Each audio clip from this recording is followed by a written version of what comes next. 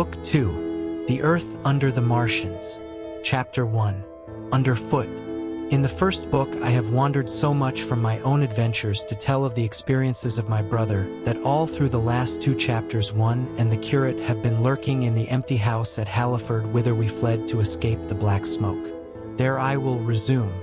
We stopped there all Sunday night and all the next day, the day of the panic, in a little island of daylight, cut off by the black smoke from the rest of the world.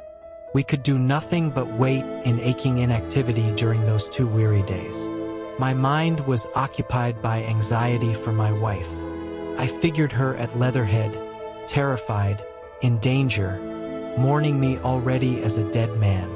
I paced the rooms and cried aloud when I thought of how I was cut off from her, of all that might happen to her in my absence. My cousin, I knew, was brave enough for any emergency, but he was not the sort of man to realize danger quickly, to rise promptly. What was needed now was not bravery, but circumspection.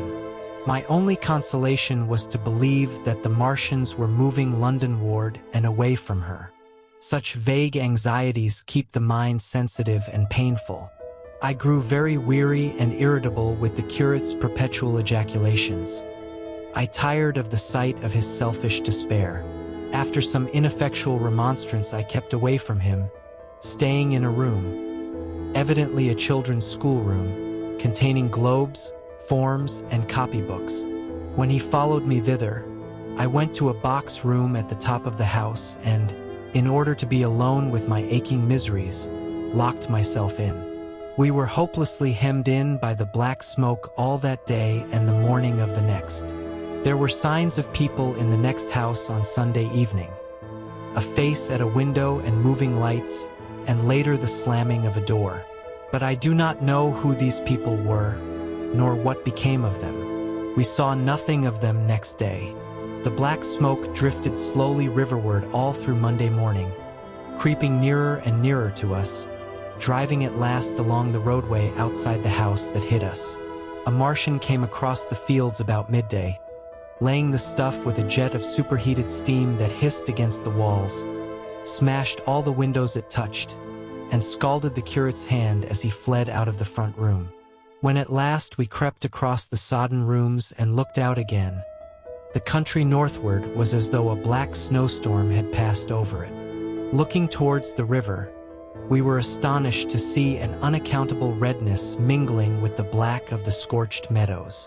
For a time we did not see how this change affected our position, save that we were relieved of our fear of the black smoke. But later I perceived that we were no longer hemmed in, that now we might get away. So soon as I realized that the way of escape was open, my dream of action returned. But the curate was lethargic, unreasonable. "We are safe here," he repeated.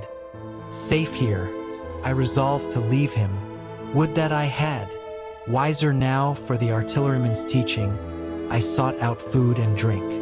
I had found oil and rags for my burns, and I also took a hat and a flannel shirt that I found in one of the bedrooms.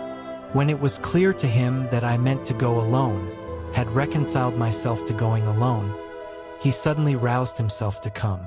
And all being quiet throughout the afternoon, we started about 5 o'clock, as I should judge, along the blackened road to Sunbury.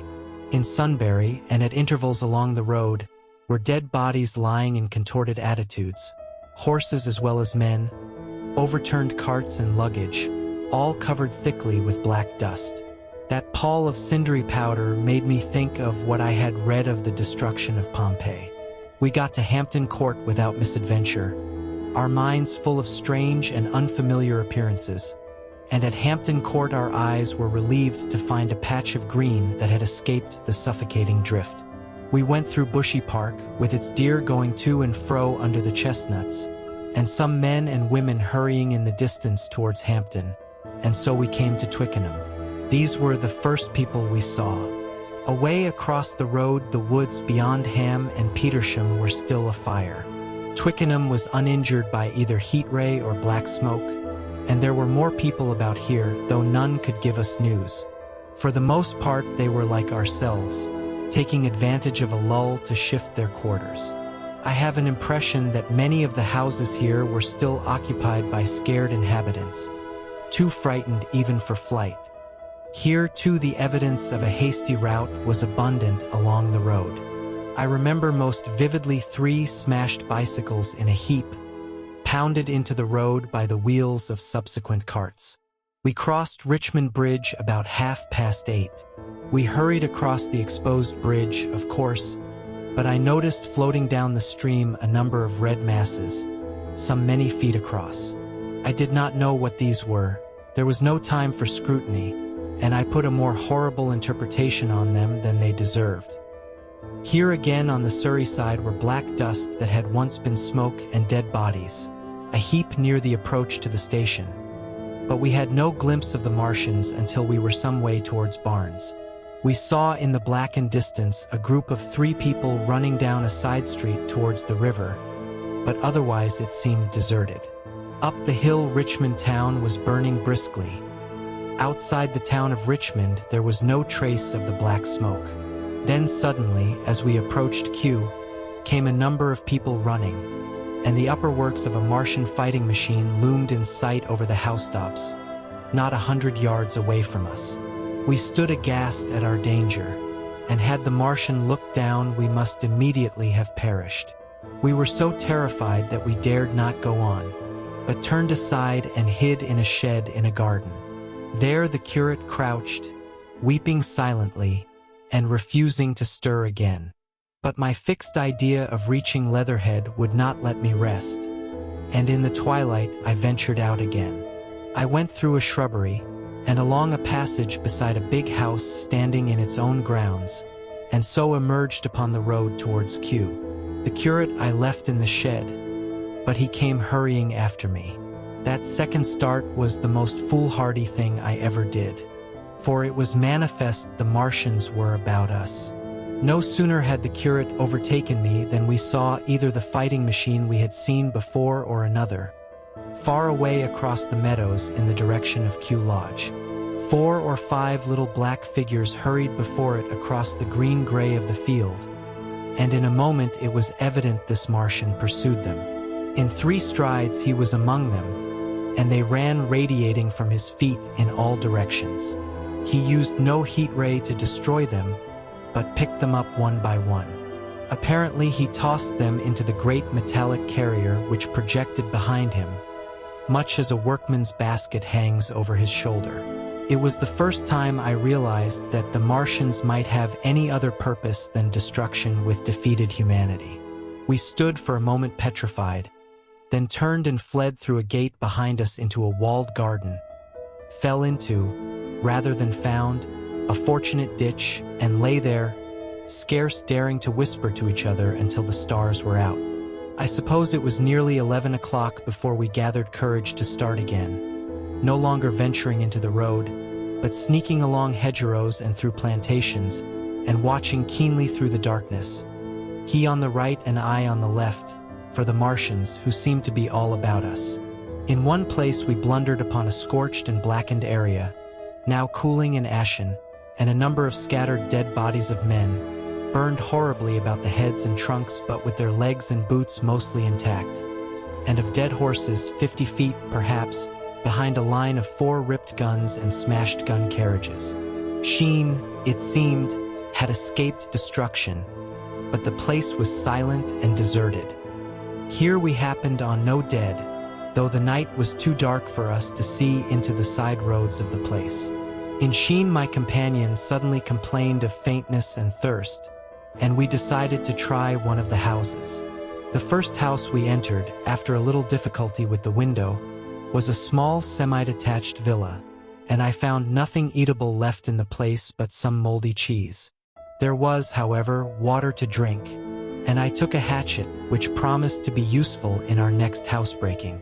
We then crossed to a place where the road turns towards Mortlake.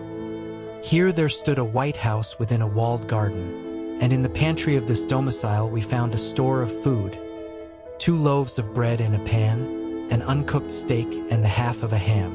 I give this catalogue so precisely because, as it happened, we were destined to subsist upon this store for the next fortnight. Bottled beer stood under a shelf, and there were 2 bags of haricot beans and some limp lettuces. This pantry opened into a kind of wash-up kitchen, and in this was firewood. There was also a cupboard in which we found nearly a dozen of burgundy, tinned soups and salmon, and 2 tins of biscuits. We sat in the adjacent kitchen in the dark, for we dared not strike a light, and ate bread and ham and drank beer out of the same bottle. The curate, who was still timorous and restless, was now, oddly enough, for pushing on, and I was urging him to keep up his strength by eating when the thing happened that was to imprison us. "It can't be midnight yet," I said, and then came a blinding glare of vivid green light. Everything in the kitchen leaped out, clearly visible in green and black, and vanished again. And then followed such a concussion as I have never heard before or since. So close on the heels of this as to seem instantaneous came a thud behind me. A clash of glass, a crash and rattle of falling masonry all about us, and the plaster of the ceiling came down upon us, smashing into a multitude of fragments upon our heads. I was knocked headlong across the floor against the oven handle and stunned. I was insensible for a long time, the curate told me, and when I came to we were in darkness again. And he, with a face wet, as I found afterwards, with blood from a cut forehead, was dabbing water over me. For some time I could not recollect what had happened. Then things came to me slowly. A bruise on my temple asserted itself. "Are you better?" asked the curate in a whisper. At last I answered him. I sat up. "Don't move," he said. "The floor is covered with smashed crockery from the dresser. You can't possibly move without making a noise, and I fancy they are outside." We both sat quite silent, so that we could scarcely hear each other breathing. Everything seemed deadly still, but once something near us, some plaster or broken brickwork, slid down with a rumbling sound. Outside and very near was an intermittent, metallic rattle. "That?" said the curate, when presently it happened again. "Yes," I said, "but what is it?" "A Martian," said the curate. I listened again. "It was not like the heat ray," I said, and for a time I was inclined to think one of the great fighting machines had stumbled against the house, as I had seen one stumble against the tower of Shepperton Church. Our situation was so strange and incomprehensible that for 3 or 4 hours, until the dawn came, we scarcely moved.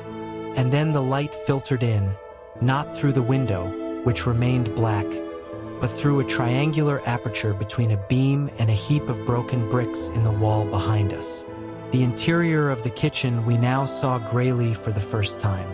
The window had been burst in by a mass of garden mold, which flowed over the table upon which we had been sitting and lay about our feet. Outside, the soil was banked high against the house. At the top of the window frame we could see an uprooted drain pipe. The floor was littered with smashed hardware.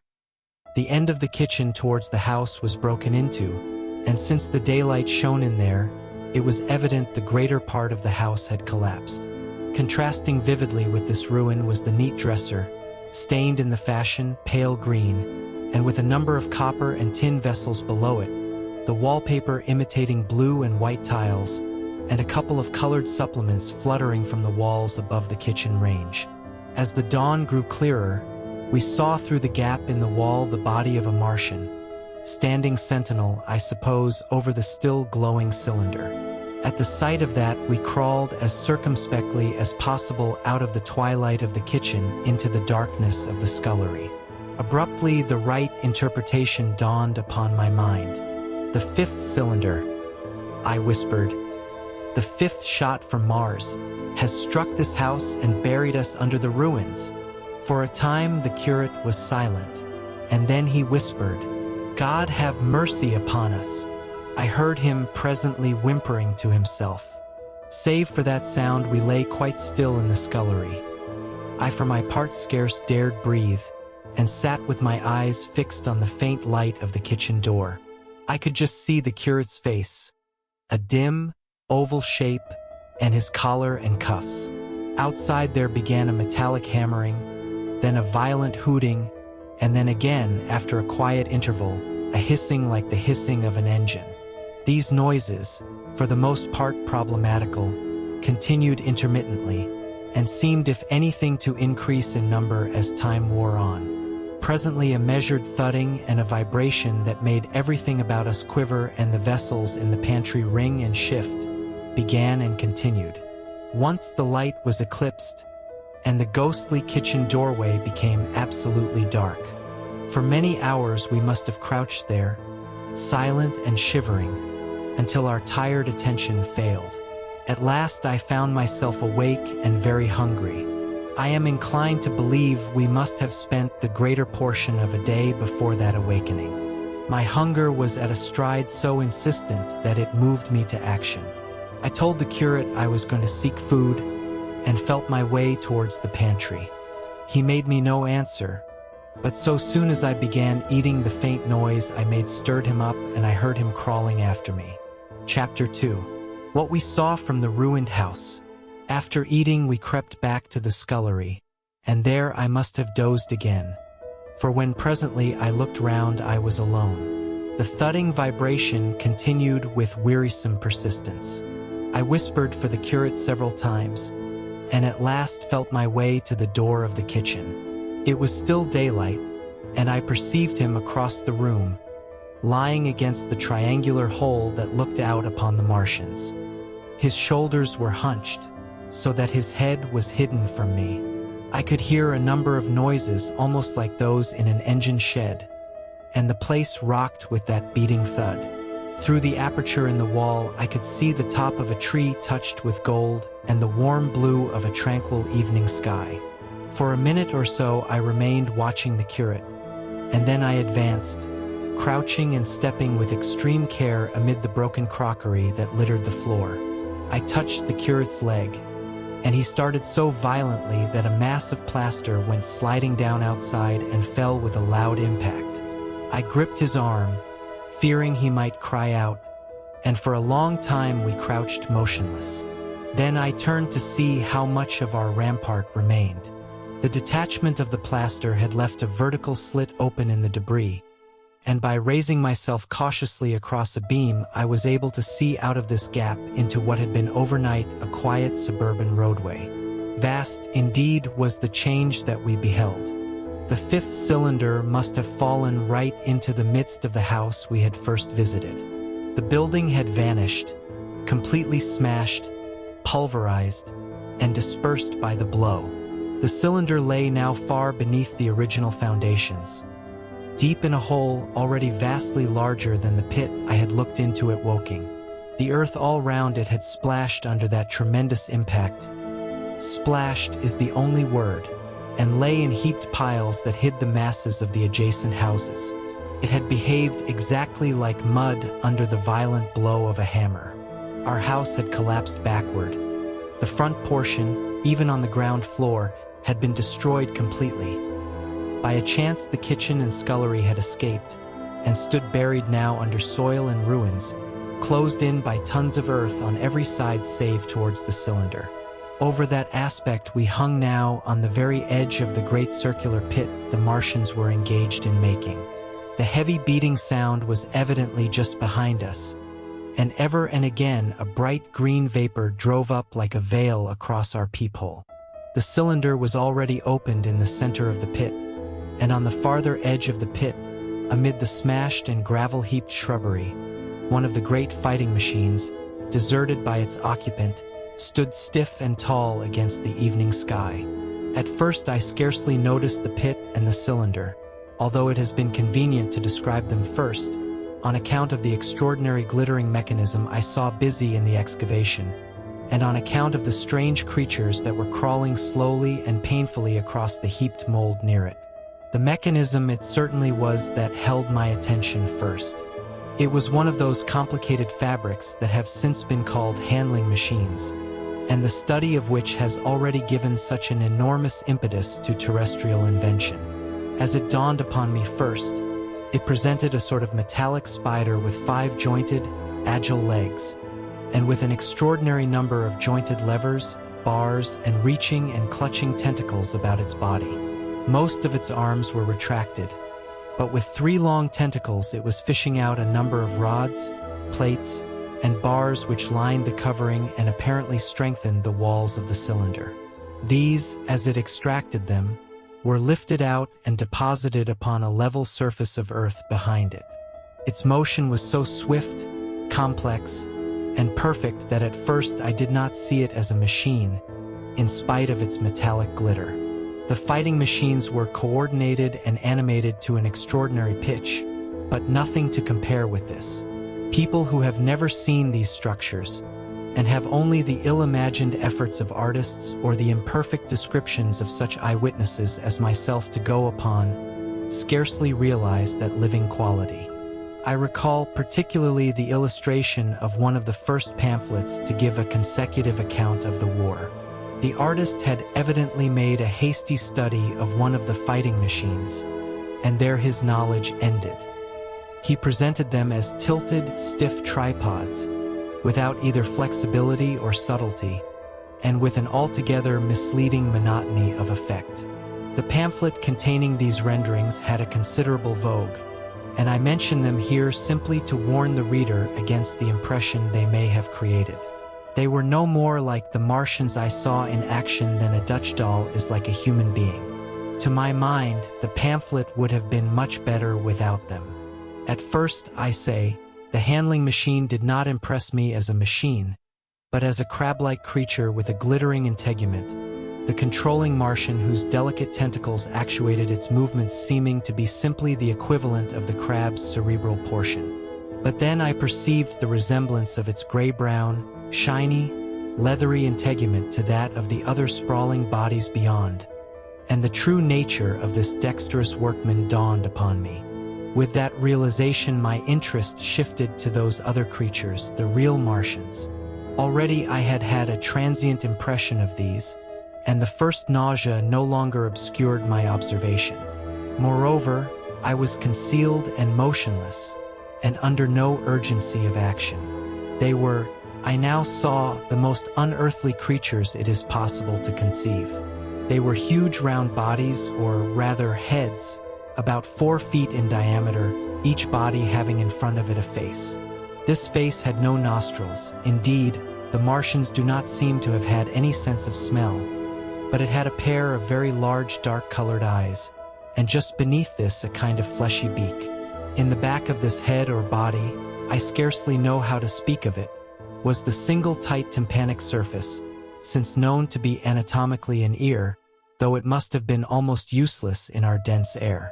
In a group round the mouth were 16 slender, almost whip-like tentacles, arranged in 2 bunches of 8 each. These bunches have since been named rather aptly by that distinguished anatomist, Professor Howe's, the hands. Even as I saw these Martians for the first time, they seemed to be endeavoring to raise themselves on these hands. But of course, with the increased weight of terrestrial conditions, this was impossible. There is reason to suppose that on Mars they may have progressed upon them with some facility. The internal anatomy, I may remark here, as dissection has since shown, was almost equally simple. The greater part of the structure was the brain, sending enormous nerves to the eyes, ear, and tactile tentacles. Besides this were the bulky lungs, into which the mouth opened, and the heart and its vessels. The pulmonary distress caused by the denser atmosphere and greater gravitational attraction was only too evident in the convulsive movements of the outer skin. And this was the sum of the Martian organs. Strange as it may seem to a human being, all the complex apparatus of digestion, which makes up the bulk of our bodies, did not exist in the Martians. They were heads, merely heads. Entrails they had none. They did not eat, much less digest. Instead, they took the fresh, living blood of other creatures and injected it into their own veins. I have myself seen this being done, as I shall mention in its place. But, squeamish as I may seem, I cannot bring myself to describe what I could not endure even to continue watching. Let it suffice to say, blood obtained from a still living animal, in most cases from a human being, was run directly by means of a little pipette into the recipient canal. The bare idea of this is no doubt horribly repulsive to us, but at the same time I think that we should remember how repulsive our carnivorous habits would seem to an intelligent rabbit. The physiological advantages of the practice of injection are undeniable. If one thinks of the tremendous waste of human time and energy occasioned by eating and the digestive process. Our bodies are half made up of glands and tubes and organs, occupied in turning heterogeneous food into blood. The digestive processes and their reaction upon the nervous system sap our strength and color our minds. Men go happy or miserable as they have healthy or unhealthy livers or sound gastric glands. But the Martians were lifted above all these organic fluctuations of mood and emotion.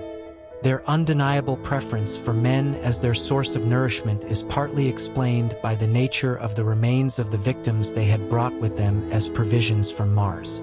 These creatures, to judge from the shriveled remains that have fallen into human hands, were bipeds with flimsy, siliceous skeletons, almost like those of the siliceous sponges, and feeble musculature, standing about 6 feet high and having round, erect heads and large eyes in flinty sockets.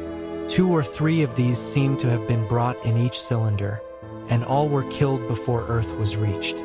It was just as well for them, for the mere attempt to stand upright upon our planet would have broken every bone in their bodies. And while I am engaged in this description, I may add in this place certain further details which, although they were not all evident to us at the time, will enable the reader who is unacquainted with them to form a clearer picture of these offensive creatures. In 3 other points, their physiology differed strangely from ours. Their organisms did not sleep any more than the heart of man sleeps. Since they had no extensive muscular mechanism to recuperate, that periodical extinction was unknown to them. They had little or no sense of fatigue, it would seem. On Earth they could never have moved without effort, yet even to the last they kept in action. In 24 hours they did 24 hours of work, as even on Earth is perhaps the case with the ants. In the next place, wonderful as it seems in a sexual world, the Martians were absolutely without sex, and therefore without any of the tumultuous emotions that arise from that difference among men. A young Martian, there can now be no dispute, was really born upon Earth during the war, and it was found attached to its parent, partially budded off, just as young lily bulbs bud off, or like the young animals in the freshwater polyp. In man, in all the higher terrestrial animals, such a method of increase has disappeared. But even on this Earth, it was certainly the primitive method. Among the lower animals, up even to those first cousins of the vertebrate animals, the tunicates, the 2 processes occur side by side, but finally the sexual method superseded its competitor altogether. On Mars, however, just the reverse has apparently been the case. It is worthy of remark that a certain speculative writer of quasi-scientific repute, writing long before the Martian invasion, did forecast for man a final structure not unlike the actual Martian condition. His prophecy, I remember, appeared in November or December 1893 in a long-defunct publication, the Pall Mall Budget, and I recall a caricature of it in a pre-Martian periodical called Punch. He pointed out, writing in a foolish, facetious tone, that the perfection of mechanical appliances must ultimately supersede limbs, the perfection of chemical devices, digestion, that such organs as hair, external nose, teeth, ears, and chin were no longer essential parts of the human being, and that the tendency of natural selection would lie in the direction of their steady diminution through the coming ages. The brain alone remained a cardinal necessity. Only one other part of the body had a strong case for survival, and that was the hand, teacher and agent of the brain. While the rest of the body dwindled, the hands would grow larger. There is many a true word written in jest, and here in the Martians we have beyond dispute the actual accomplishment of such a suppression of the animal side of the organism by the intelligence. To me, it is quite credible that the Martians may be descended from beings not unlike ourselves, by a gradual development of brain and hands, the latter giving rise to the 2 bunches of delicate tentacles at last, at the expense of the rest of the body. Without the body, the brain would, of course, become a mere selfish intelligence, without any of the emotional substratum of the human being. The last salient point in which the systems of these creatures differed from ours was in what one might have thought a very trivial particular. Microorganisms, which cause so much disease and pain on Earth, have either never appeared upon Mars or Martian sanitary science eliminated them ages ago. 100 diseases, all the fevers and contagions of human life, consumption, cancers, tumors, and such morbidities, never enter the scheme of their life. And speaking of the differences between the life on Mars and terrestrial life, I may allude here to the curious suggestions of the red weed. Apparently, the vegetable kingdom in Mars, instead of having green for a dominant color, is of a vivid blood-red tint. At any rate, the seeds which the Martians, intentionally or accidentally, brought with them gave rise in all cases to red-colored growths. Only that known popularly as the red weed, however, gained any footing in competition with terrestrial forms. The red creeper was quite a transitory growth, and few people have seen it growing. For a time, however, the red weed grew with astonishing vigor and luxuriance. It spread up the sides of the pit by the third or fourth day of our imprisonment, and its cactus-like branches formed a carmine fringe to the edges of our triangular window. And afterwards I found it broadcast throughout the country, and especially wherever there was a stream of water. The Martians had what appears to have been an auditory organ, a single round drum at the back of the head body, and eyes with a visual range not very different from ours except that, according to Phillips, blue and violet were as black to them. It is commonly supposed that they communicated by sounds and tentacular gesticulations. This is asserted, for instance, in the able but hastily compiled pamphlet, written evidently by someone not an eyewitness of Martian actions, to which I have already alluded, and which, so far, has been the chief source of information concerning them. Now, no surviving human being saw so much of the Martians in action as I did. I take no credit to myself for an accident, but the fact is so, and I assert that I watched them closely time after time, and that I have seen 4, 5, and once 6 of them sluggishly performing the most elaborately complicated operations together without either sound or gesture. Their peculiar hooting invariably preceded feeding. It had no modulation and was, I believe, in no sense a signal, but merely the expiration of air preparatory to the suctional operation. I have a certain claim to at least an elementary knowledge of psychology, and in this matter I am convinced, as firmly as I am convinced of anything, that the Martians interchanged thoughts without any physical intermediation. And I have been convinced of this in spite of strong preconceptions. Before the Martian invasion, as an occasional reader here or there may remember, I had written with some little vehemence against the telepathic theory. The Martians wore no clothing. Their conceptions of ornament and decorum were necessarily different from ours. And not only were they evidently much less sensible of changes of temperature than we are, but changes of pressure do not seem to have affected their health at all seriously. Yet, though they wore no clothing, it was in the other artificial additions to their bodily resources that their great superiority over man lay. We men, with our bicycles and road skates, our Lilienthal soaring machines, our guns and sticks and so forth, are just in the beginning of the evolution that the Martians have worked out. They have become practically mere brains, wearing different bodies according to their needs, just as men wear suits of clothes and take a bicycle in a hurry or an umbrella in the wet. And of their appliances, perhaps nothing is more wonderful to a man than the curious fact that what is the dominant feature of almost all human devices and mechanism is absent. The wheel is absent. Among all the things they brought to Earth, there is no trace or suggestion of their use of wheels. One would have at least expected it in locomotion. And in this connection, it is curious to remark that even on this earth nature has never hit upon the wheel, or has preferred other expedients to its development. And not only did the Martians either not know of, which is incredible, or abstain from, the wheel, but in their apparatus singularly little use is made of the fixed pivot or relatively fixed pivot, with circular motions thereabout confined to one plane. Almost all the joints of the machinery present a complicated system of sliding parts moving over small but beautifully curved friction bearings. And while upon this matter of detail, It is remarkable that the long leverages of their machines are in most cases actuated by a sort of sham musculature of the discs in an elastic sheath. These discs become polarized and drawn closely and powerfully together when traversed by a current of electricity. In this way, the curious parallelism to animal motions, which was so striking and disturbing to the human beholder, was attained.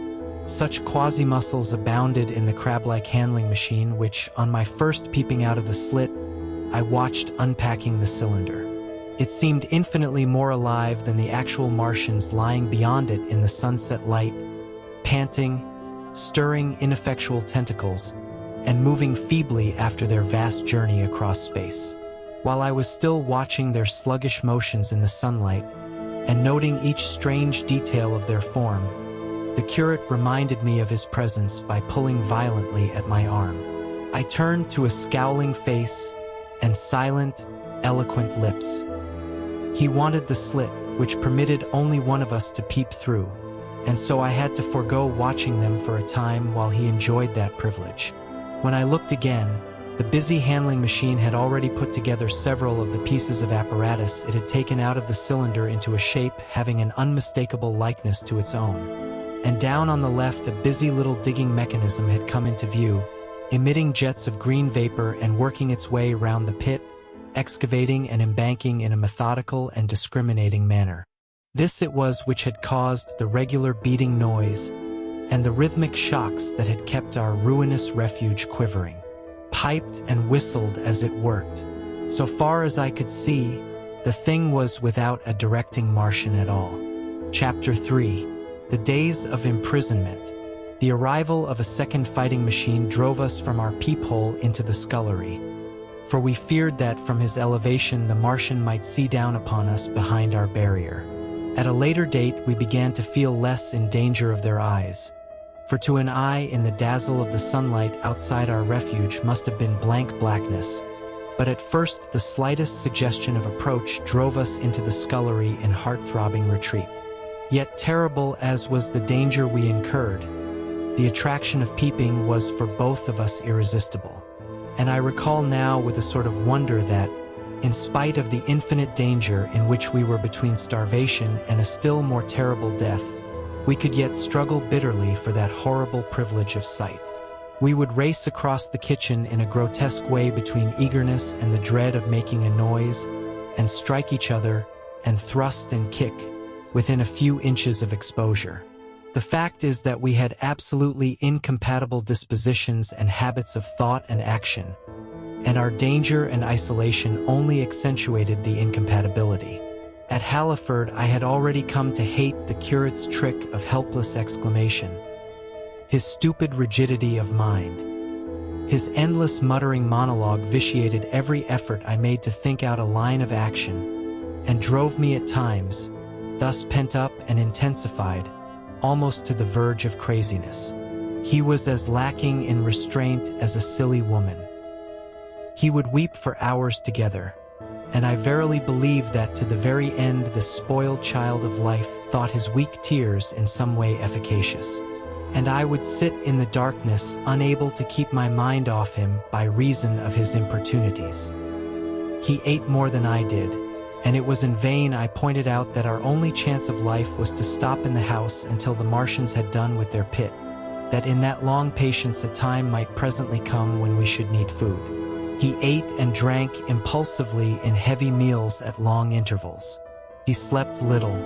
As the days wore on, his utter carelessness of any consideration so intensified our distress and danger that I had, much as I loathed doing it, to resort to threats, and at last to blows.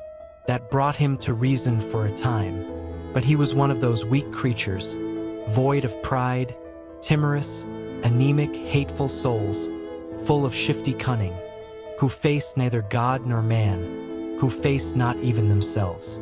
It is disagreeable for me to recall and write these things, but I set them down that my story may lack nothing.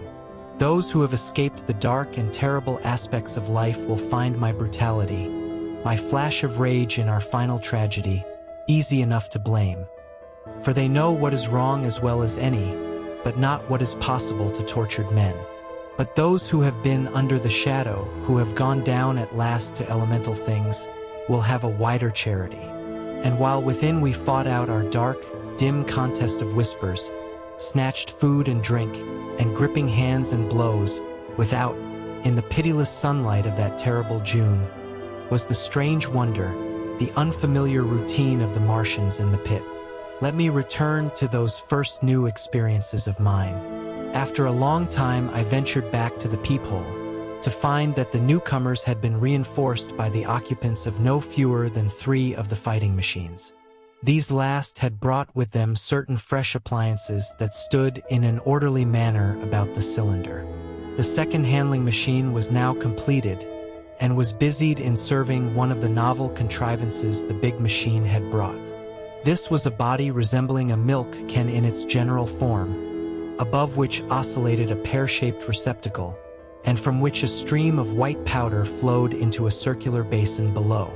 The oscillatory motion was imparted to this by one tentacle of the handling machine. With 2 spatulate hands, the handling machine was digging out and flinging masses of clay into the pear-shaped receptacle above, while with another arm it periodically opened a door and removed rusty and blackened clinkers from the middle part of the machine. Another steely tentacle directed the powder from the basin along a ribbed channel towards some receiver that was hidden from me by the mound of bluish dust. From this unseen receiver, a little thread of green smoke rose vertically into the quiet air. As I looked, the handling machine, with a faint and musical clinking, extended telescopic fashion, a tentacle that had been a moment before a mere blunt projection, until its end was hidden behind the mound of clay.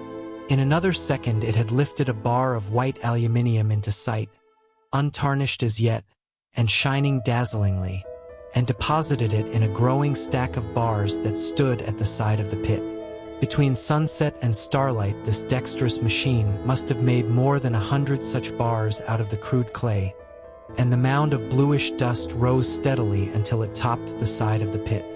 The contrast between the swift and complex movements of these contrivances and the inert, panting clumsiness of their masters was acute, and for days I had to tell myself repeatedly that these latter were indeed the living of the 2 things.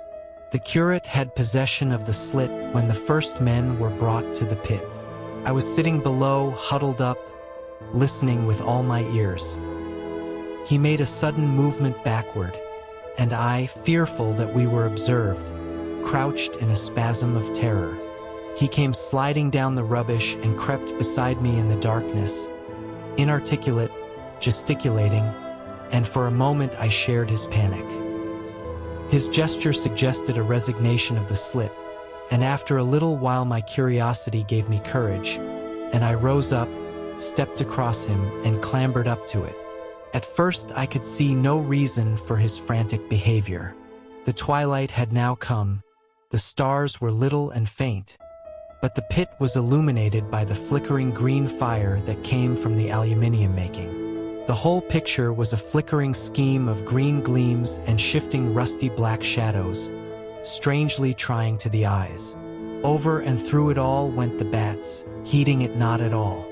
The sprawling Martians were no longer to be seen. The mound of blue-green powder had risen to cover them from sight, and a fighting machine, with its legs contracted, crumpled, and abbreviated, stood across the corner of the pit. And then, amid the clangor of the machinery, came a drifting suspicion of human voices that I entertained at first only to dismiss.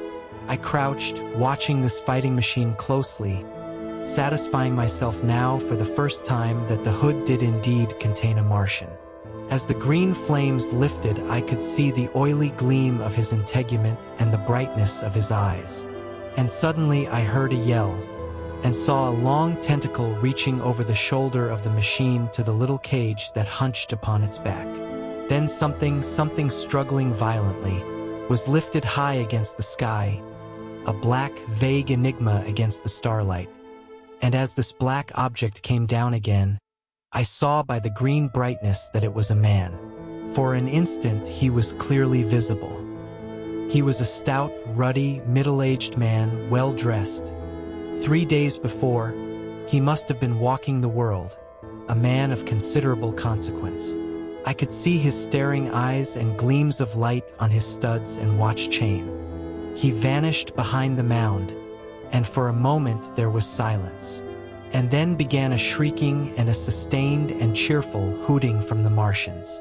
I slid down the rubbish, struggled to my feet, clapped my hands over my ears, and bolted into the scullery.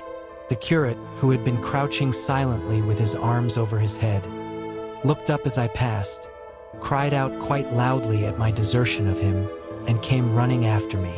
That night, as we lurked in the scullery, balanced between our horror and the terrible fascination this peeping had, although I felt an urgent need of action, I tried in vain to conceive some plan of escape. But afterwards, during the second day, I was able to consider our position with great clearness. The curate, I found, was quite incapable of discussion. This new and culminating atrocity had robbed him of all vestiges of reason or forethought. Practically, he had already sunk to the level of an animal. But as the saying goes, I gripped myself with both hands. It grew upon my mind, once I could face the facts, that terrible as our position was, there was as yet no justification for absolute despair. Our chief chance lay in the possibility of the Martians making the pit nothing more than a temporary encampment. Or even if they kept it permanently, they might not consider it necessary to guard it, and a chance of escape might be afforded us.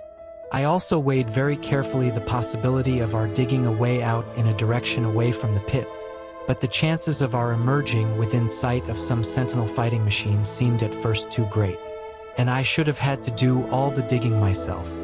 The curate would certainly have failed me. It was on the third day, if my memory serves me right, that I saw the lad killed. It was the only occasion on which I actually saw the Martians feed. After that experience, I avoided the hole in the wall for the better part of a day. I went into the scullery, removed the door, and spent some hours digging with my hatchet as silently as possible. But when I had made a hole about a couple of feet deep, the loose earth collapsed noisily, and I did not dare continue. I lost heart and lay down on the scullery floor for a long time, having no spirit even to move. And after that, I abandoned altogether the idea of escaping by excavation. It says much for the impression the Martians had made upon me that at first I entertained little or no hope of our escape being brought about by their overthrow through any human effort. But on the fourth or fifth night, I heard a sound like heavy guns. It was very late in the night, and the moon was shining brightly. The Martians had taken away the excavating machine, and, save for a fighting machine that stood in the remoter bank of the pit and a handling machine that was buried out of my sight in a corner of the pit immediately beneath my peephole, the place was deserted by them. Except for the pale glow from the handling machine and the bars and patches of white moonlight, the pit was in darkness. And, except for the clinking of the handling machine, quite still. That night was a beautiful serenity. Save for one planet, the moon seemed to have the sky to herself. I heard a dog howling, and that familiar sound it was that made me listen. Then I heard quite distinctly a booming exactly like the sound of great guns. 6 distinct reports I counted, and after a long interval 6 again. And that was all. Chapter 4. The Death of the Curate. It was on the 6th day of our imprisonment that I peeped for the last time, and presently found myself alone. Instead of keeping close to me and trying to oust me from the slit, the curate had gone back into the scullery. I was struck by a sudden thought. I went back quickly and quietly into the scullery. In the darkness, I heard the curate drinking. I snatched in the darkness, and my fingers caught a bottle of Burgundy. For a few minutes, there was a tussle. The bottle struck the floor and broke, and I desisted and rose. We stood panting and threatening each other. In the end, I planted myself between him and the food, and told him of my determination to begin a discipline. I divided the food in the pantry into rations to last us 10 days. I would not let him eat any more that day. In the afternoon, he made a feeble effort to get at the food. I had been dozing, but in an instant I was awake. All day and all night we sat face to face, I weary but resolute, and he weeping and complaining of his immediate hunger. It was, I know, a night and a day, but to me it seems now, an interminable length of time. And so our widened incompatibility ended at last in open conflict. For 2 vast days we struggled in undertones and wrestling contests. There were times when I beat and kicked him madly, times when I cajoled and persuaded him, and once I tried to bribe him with the last bottle of Burgundy, for there was a rainwater pump from which I could get water. But neither force nor kindness availed. He was indeed beyond reason. He would neither desist from his attacks on the food nor from his noisy babbling to himself. The rudimentary precautions to keep our imprisonment endurable he would not observe. Slowly I began to realize the complete overthrow of his intelligence, to perceive that my sole companion in this close and sickly darkness was a man insane. From certain vague memories, I am inclined to think my own mind wandered at times. I had strange and hideous dreams whenever I slept. It sounds paradoxical, but I am inclined to think that the weakness and insanity of the curate warned me, braced me, and kept me a sane man. On the 8th day, he began to talk aloud instead of whispering, and nothing I could do would moderate his speech. "It is just, oh God," he would say over and over again. "It is just. On me and mine be the punishment laid. We have sinned, we have fallen short. There was poverty, sorrow. The poor were trodden in the dust, and I held my peace. I preached acceptable folly. My God, what folly! When I should have stood up, though I died for it, and called upon them to repent. Repent, oppressors of the poor and needy, the winepress of God."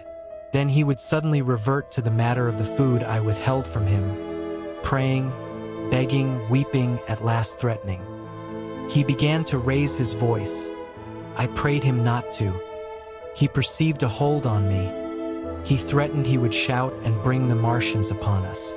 For a time that scared me, but any concession would have shortened our chance of escape beyond estimating. I defied him, although I felt no assurance that he might not do this thing. But that day, at any rate, he did not. He talked with his voice rising slowly, through the greater part of the 8th and 9th days. Threats, entreaties, mingled with a torrent of half-sane and always frothy repentance for his vacant sham of God's service, such as made me pity him. Then he slept a while, and began again with renewed strength, so loudly that I must needs make him desist. "Be still," I implored. He rose to his knees, for he had been sitting in the darkness near the copper. "I have been still too long," he said in a tone that must have reached the pit. "And now I must bear my witness. Woe unto this unfaithful city! Woe! Woe! Woe! Woe! Woe! To the inhabitants of the earth by reason of the other voices of the trumpet." "Shut up," I said, rising to my feet, and in a terror lest the Martians should hear us. "For God's sake!" "Nay," shouted the curate at the top of his voice, standing likewise and extending his arms. "Speak! The word of the Lord is upon me." In 3 strides he was at the door leading into the kitchen. "I must bear my witness. I go. It has already been too long delayed." I put out my hand and felt the meat chopper hanging to the wall. In a flash I was after him. I was fierce with fear. Before he was halfway across the kitchen, I had overtaken him. With one last touch of humanity, I turned the blade back and struck him with the butt. He went headlong forward and lay stretched on the ground.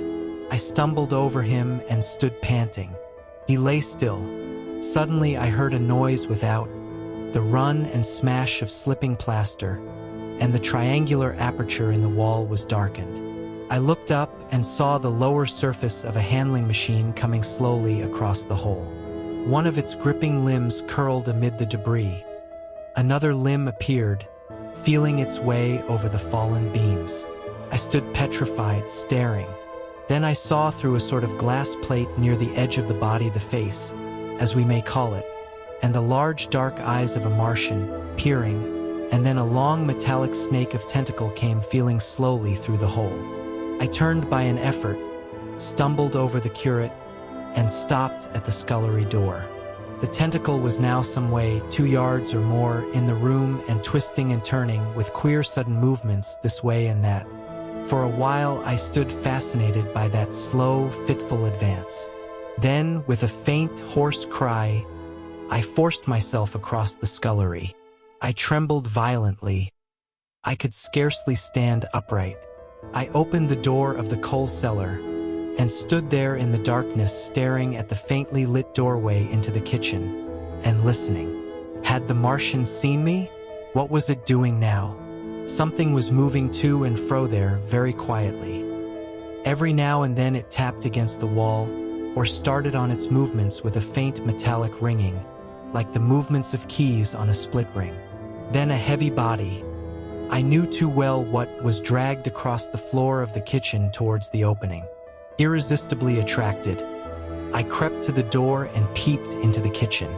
In the triangle of bright outer sunlight, I saw the Martian, in its Briareus of a handling machine, scrutinizing the curate's head. I thought at once that it would infer my presence from the mark of the blow I had given him. I crept back to the coal cellar, shut the door, and began to cover myself up as much as I could, and as noiselessly as possible in the darkness, among the firewood and coal therein. Every now and then I paused, rigid, to hear if the Martian had thrust its tentacles through the opening again. Then the faint metallic jingle returned. I traced it slowly feeling over the kitchen. Presently I heard it nearer, in the scullery as I judged. I thought that its length might be insufficient to reach me. I prayed copiously. It passed, scraping faintly across the cellar door. An age of almost intolerable suspense intervened. Then I heard it fumbling at the latch. It had found the door. The Martians understood doors. It worried at the catch for a minute, perhaps, and then the door opened. In the darkness I could just see the thing, like an elephant's trunk more than anything else, waving towards me and touching and examining the wall, coals, wood, and ceiling. It was like a black worm swaying its blind head to and fro. Once even it touched the heel of my boot. I was on the verge of screaming. I bit my hand. For a time the tentacle was silent. I could have fancied it had been withdrawn. Presently, with an abrupt click, it gripped something. I thought it had me, and seemed to go out of the cellar again. For a minute I was not sure. Apparently it had taken a lump of coal to examine. I seized the opportunity of slightly shifting my position, which had become cramped, and then listened. I whispered passionate prayers for safety. Then I heard the slow, deliberate sound creeping towards me again. Slowly, slowly it drew near, scratching against the walls and tapping the furniture. While I was still doubtful, it rapped smartly against the cellar door and closed it. I heard it go into the pantry, and the biscuit tins rattled and a bottle smashed, and then came a heavy bump against the cellar door. Then silence that passed into an infinity of suspense. Had it gone? At last I decided that it had. It came into the scullery no more, but I lay all the 10th day in the close darkness, buried among coals and firewood, not daring even to crawl out for the drink for which I craved. It was the 11th day before I ventured so far from my security. Chapter 5. The Stillness. My first act before I went into the pantry was to fasten the door between the kitchen and the scullery. But the pantry was empty. Every scrap of food had gone. Apparently, the Martian had taken it all on the previous day. At that discovery, I despaired for the first time. I took no food or no drink either on the 11th or the 12th day. At first, my mouth and throat were parched, and my strength ebbed sensibly. I sat about in the darkness of the scullery, in a state of despondent wretchedness. My mind ran on eating. I thought I had become deaf. for the noises of movement I had been accustomed to hear from the pit had ceased absolutely. I did not feel strong enough to crawl noiselessly to the peephole, or I would have gone there. On the 12th day my throat was so painful that, taking the chance of alarming the Martians, I attacked the creaking rainwater pump that stood by the sink and got a couple of glassfuls of blackened and tainted rainwater. I was greatly refreshed by this, and emboldened by the fact that no inquiring tentacle followed the noise of my pumping. During these days, in a rambling, inconclusive way, I thought much of the curate and of the manner of his death. On the 13th day I drank some more water, and dozed and thought disjointedly of eating and of vague impossible plans of escape. Whenever I dozed I dreamt of horrible phantasms, of the death of the curate, or of sumptuous dinners. But, asleep or awake, I felt a keen pain that urged me to drink again and again. The light that came into the scullery was no longer gray, but red. To my disordered imagination it seemed the color of blood. On the 14th day I went into the kitchen, and I was surprised to find that the fronds of the red weed had grown right across the hole in the wall, turning the half-light of the place into a crimson-colored obscurity. It was early on the 15th day that I heard a curious, familiar sequence of sounds in the kitchen, and, listening, identified it as the snuffing and scratching of a dog. Going into the kitchen, I saw a dog's nose peering in through a break among the ruddy fronds. This greatly surprised me. At the scent of me, he barked shortly. I thought if I could induce him to come into the place quietly, I should be able, perhaps, to kill and eat him. And in any case, it would be advisable to kill him, lest his actions attracted the attention of the Martians. I crept forward, saying, "Good dog," very softly. But he suddenly withdrew his head and disappeared. I listened. I was not deaf, but certainly the pit was still. I heard a sound like the flutter of a bird's wings and a horse croaking, but that was all. For a long while I lay close to the peephole, but not daring to move aside the red plants that obscured it. Once or twice I heard a faint pitter-patter like the feet of the dog going hither and thither on the sand far below me, and there were more bird-like sounds, but that was all. At length, encouraged by the silence, I looked out.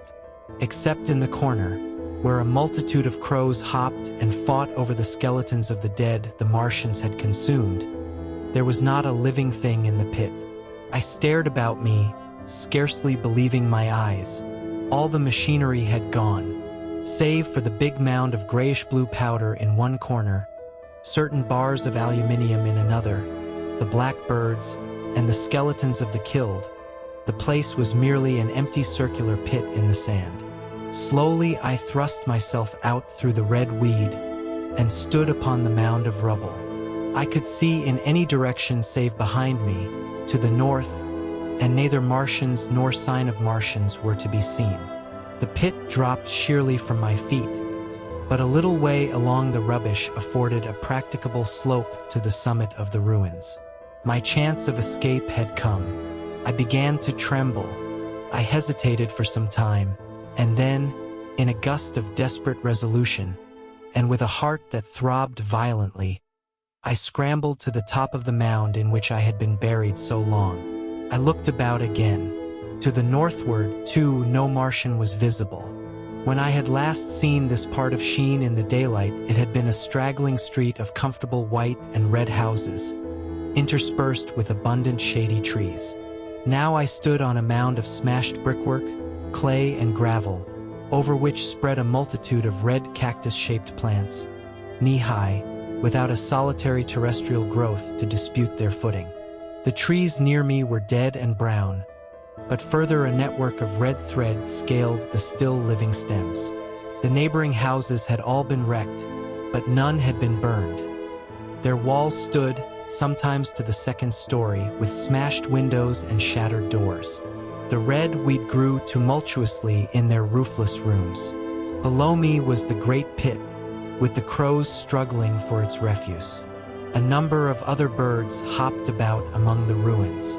Far away I saw a gaunt cat slink crouchingly along a wall, but traces of men there were none. The day seemed, by contrast with my recent confinement, dazzlingly bright, the sky a glowing blue. A gentle breeze kept the red weed that covered every scrap of unoccupied ground gently swaying. And oh, the sweetness of the air. Chapter 6. The Work of 15 Days. For some time I stood tottering on the mound regardless of my safety. Within that noisome den from which I had emerged, I had thought with a narrow intensity only of our immediate security. I had not realized what had been happening to the world, had not anticipated this startling vision of unfamiliar things. I had expected to see Sheen in ruins. I found about me the landscape, weird and lurid, of another planet. For that moment I touched an emotion beyond the common range of men, yet one that the poor brutes we dominate know only too well. I felt as a rabbit might feel returning to his burrow and suddenly confronted by the work of a dozen busy navvies digging the foundations of a house. I felt the first inkling of a thing that presently grew quite clear in my mind, that oppressed me for many days, a sense of dethronement, a persuasion that I was no longer a master, but an animal among the animals under the Martian heel. With us it would be as with them, to lurk and watch, to run and hide. The fear and empire of man had passed away. But so soon as this strangeness had been realized it passed, and my dominant motive became the hunger of my long and dismal fast. In the direction away from the pit I saw, beyond a red-covered wall, a patch of garden ground unburied. This gave me a hint, and I went knee-deep and sometimes neck-deep in the red weed.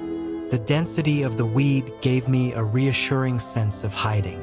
The wall was some 6 feet high, and when I attempted to clamber it, I found I could not lift my feet to the crest. So I went along by the side of it, and came to a corner and a rockwork that enabled me to get to the top and tumble into the garden I coveted. Here I found some young onions, a couple of gladiolus bulbs, and a quantity of immature carrots, all of which I secured, and scrambling over a ruined wall, went on my way through scarlet and crimson trees towards Q. It was like walking through an avenue of gigantic blood drops, possessed with 2 ideas: to get more food and to limp as soon and as far as my strength permitted out of this accursed unearthly region of the pit. Some way farther, in a grassy place, was a group of mushrooms which also I devoured, and then I came upon a brown sheet of flowing shallow water where meadows used to be. These fragments of nourishment served only to whet my hunger. At first I was surprised at this flood in a hot, dry summer, but afterwards I discovered that it was caused by the tropical exuberance of the red weed. Directly this extraordinary growth encountered water, it straightway became gigantic and of unparalleled fecundity. Its seeds were simply poured down into the water of the Wey and Thames, and its swiftly growing and titanic water fronds speedily choked both those rivers. At Putney, as I afterwards saw, the bridge was almost lost in a tangle of this weed, and at Richmond, too, the Thames water poured in a broad and shallow stream across the meadows of Hampton and Twickenham. As the water spread, the weed followed them, until the ruined villas of the Thames Valley were for a time lost in this red swamp, whose margin I explored, and much of the desolation the Martians had caused was concealed. In the end, the red weed succumbed almost as quickly as it had spread. A cankering disease, due, it is believed, to the action of certain bacteria, presently seized upon it. Now, by the action of natural selection, all terrestrial plants have acquired a resisting power against bacterial diseases. They never succumb without a severe struggle, but the red weed rotted like a thing already dead. The fronds became bleached, and then shriveled and brittle. They broke off at the least touch, and the waters that had stimulated their early growth carried their last vestiges out to sea. My first act on coming to this water was, of course, to slake my thirst. I drank a great deal of it and, moved by an impulse, gnawed some fronds of red weed, but they were watery and had a sickly, metallic taste. I found the water was sufficiently shallow for me to wade securely, although the red weed impeded my feet a little, but the flood evidently got deeper towards the river, and I turned back to Mortlake. I managed to make out the road by means of occasional ruins of its villas and fences and lamps, and so presently I got out of this spate and made my way to the hill going up towards Roehampton and came out on Putney Common. Here the scenery changed from the strange and unfamiliar to the wreckage of the familiar. Patches of ground exhibited the devastation of a cyclone, and in a few score yards I would come upon perfectly undisturbed spaces, houses with their blinds trimly drawn and doors closed, as if they had been left for a day by the owners, or as if their inhabitants slept within. The red weed was less abundant. The tall trees along the lane were free from the red creeper. I hunted for food among the trees, finding nothing, and I also raided a couple of silent houses, but they had already been broken into and ransacked. I rested for the remainder of the daylight in a shrubbery, being, in my enfeebled condition, too fatigued to push on. All this time I saw no human beings, and no signs of the Martians. I encountered a couple of hungry-looking dogs, but both hurried circuitously away from the advances I made them. Near Roehampton I had seen 2 human skeletons, not bodies but skeletons picked clean, and in the wood by me I found the crushed and scattered bones of several cats and rabbits and the skull of a sheep. But though I gnawed parts of these in my mouth, there was nothing to be got from them. After sunset, I struggled on along the road towards Putney, where I think the heat ray must have been used for some reason. And in the garden beyond Roehampton, I got a quantity of immature potatoes, sufficient to stay my hunger. From this garden one looked down upon Putney and the river. The aspect of the place in the dusk was singularly desolate. Blackened trees, blackened, desolate ruins, and down the hill the sheets of the flooded river, red-tinged with the weed, and over all silence. It filled me with indescribable terror to think how swiftly that desolating change had come. For a time I believed that mankind had been swept out of existence, and that I stood there alone, the last man left alive. Hard by the top of Putney Hill I came upon another skeleton, with the arms dislocated and removed several yards from the rest of the body. As I proceeded I became more and more convinced that the extermination of mankind was, save for such stragglers as myself, already accomplished in this part of the world. The Martians, I thought, had gone on and left the country desolated, seeking food elsewhere. Perhaps even now they were destroying Berlin or Paris, or it might be they had gone northward. Chapter 7. The Man on Putney Hill. I spent that night in the inn that stands at the top of Putney Hill, sleeping in a made bed for the first time since my flight to Leatherhead. I will not tell the needless trouble I had breaking into that house. Afterwards I found the front door was on the latch, nor how I ransacked every room for food, until just on the verge of despair, in what seemed to me to be a servant's bedroom, I found a rat-gnawed crust and 2 tins of pineapple. The place had been already searched and emptied. In the bar I afterwards found some biscuits and sandwiches that had been overlooked. The latter I could not eat, they were too rotten, but the former not only stayed my hunger, but filled my pockets. I lit no lamps, fearing some Martian might come beating that part of London for food in the night. Before I went to bed I had an interval of restlessness, and prowled from window to window, peering out for some sign of these monsters. I slept little. As I lay in bed, I found myself thinking consecutively, a thing I do not remember to have done since my last argument with the curate.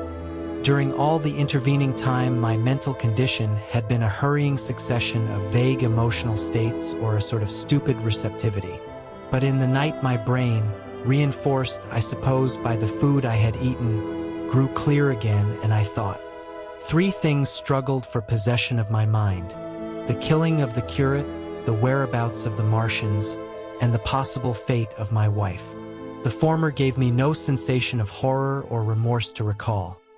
I saw it simply as a thing done, a memory infinitely disagreeable but quite without the quality of remorse. I saw myself then as I see myself now, driven step by step towards that hasty blow, the creature of a sequence of accidents leading inevitably to that. I felt no condemnation, yet the memory, static, unprogressive, haunted me. In the silence of the night, with that sense of the nearness of God that sometimes comes into the stillness and the darkness, I stood my trial, my only trial, for that moment of wrath and fear. I retraced every step of our conversation from the moment when I had found him crouching beside me, heedless of my thirst, and pointing to the fire and smoke that streamed up from the ruins of Weybridge. We had been incapable of cooperation. Grim chance had taken no heed of that. Had I foreseen, I should have left him at Halliford. But I did not foresee, and crime is to foresee and do. And I set this down as I have set all this story down, as it was. There were no witnesses, all these things I might have concealed. But I set it down, and the reader must form his judgment as he will. And when, by an effort, I had set aside that picture of a prostrate body, I faced the problem of the Martians and the fate of my wife. For the former, I had no data. I could imagine 100 things, and so, unhappily, I could for the latter. And suddenly that night became terrible. I found myself sitting up in bed, staring at the dark. I found myself praying that the heat ray might have suddenly and painlessly struck her out of being. Since the night of my return from Leatherhead, I had not prayed. I had uttered prayers, fetish prayers, had prayed as heathens mutter charms when I was in extremity. But now I prayed indeed, pleading steadfastly and sanely, face to face with the darkness of God. Strange night, strangest in this, that so soon as dawn had come, I, who had talked with God, crept out of the house like a rat leaving its hiding place. A creature scarcely larger, an inferior animal, a thing that for any passing whim of our masters might be hunted and killed. Perhaps they also prayed confidently to God. Surely, if we have learned nothing else, this war has taught us pity. Pity for those witless souls that suffer our dominion. The morning was bright and fine, and the eastern sky glowed pink, and was fretted with little golden clouds. In the road that runs from the top of Putney Hill to Wimbledon was a number of poor vestiges of the panic torrent that must have poured London-ward on the Sunday night after the fighting began. There was a little two-wheeled cart inscribed with the name of Thomas Lobb, greengrocer, New Malden, with a smashed wheel and an abandoned tin trunk. There was a straw hat trampled into the now hardened mud, and at the top of West Hill a lot of blood-stained glass about the overturned water trough. My movements were languid, my plans of the vaguest. I had an idea of going to Leatherhead, though I knew that there I had the poorest chance of finding my wife. Certainly, unless death had overtaken them suddenly, my cousins and she would have fled thence. But it seemed to me I might find or learn there whither the Surrey people had fled. I knew I wanted to find my wife, that my heart ached for her and the world of men, but I had no clear idea how the finding might be done. I was also sharply aware now of my intense loneliness. From the corner I went, under cover of a thicket of trees and bushes, to the edge of Wimbledon Common, stretching wide and far. That dark expanse was lit in patches by yellow gorse and broom. There was no red weed to be seen, and as I prowled, hesitating, on the verge of the open, the sun rose, flooding it all with light and vitality. I came upon a busy swarm of little frogs in a swampy place among the trees. I stopped to look at them, drawing a lesson from their stout resolve to live, and presently, turning suddenly, with an odd feeling of being watched, I beheld something crouching amid a clump of bushes. I stood regarding this. I made a step towards it, and it rose up and became a man armed with a cutlass. I approached him slowly. He stood silent and motionless, regarding me. As I drew nearer, I perceived he was dressed in clothes as dusty and filthy as my own. He looked, indeed, as though he had been dragged through a culvert. Nearer, I distinguished the green slime of ditches mixing with the pale drab of dried clay and shiny, coaly patches. His black hair fell over his eyes, and his face was dark and dirty and sunken, so that at first I did not recognize him. There was a red cut across the lower part of his face. "Stop!" he cried. When I was within 10 yards of him, and I stopped. His voice was hoarse. "Where do you come from?" he said. I thought, surveying him. "I come from Mort Lake," I said. "I was buried near the pit the Martians made about their cylinder. I have worked my way out and escaped. There is no food about here," he said. "This is my country. All this hill down to the river and back to Clapham and up to the edge of the common. There is only food for one. Which way are you going?" I answered slowly.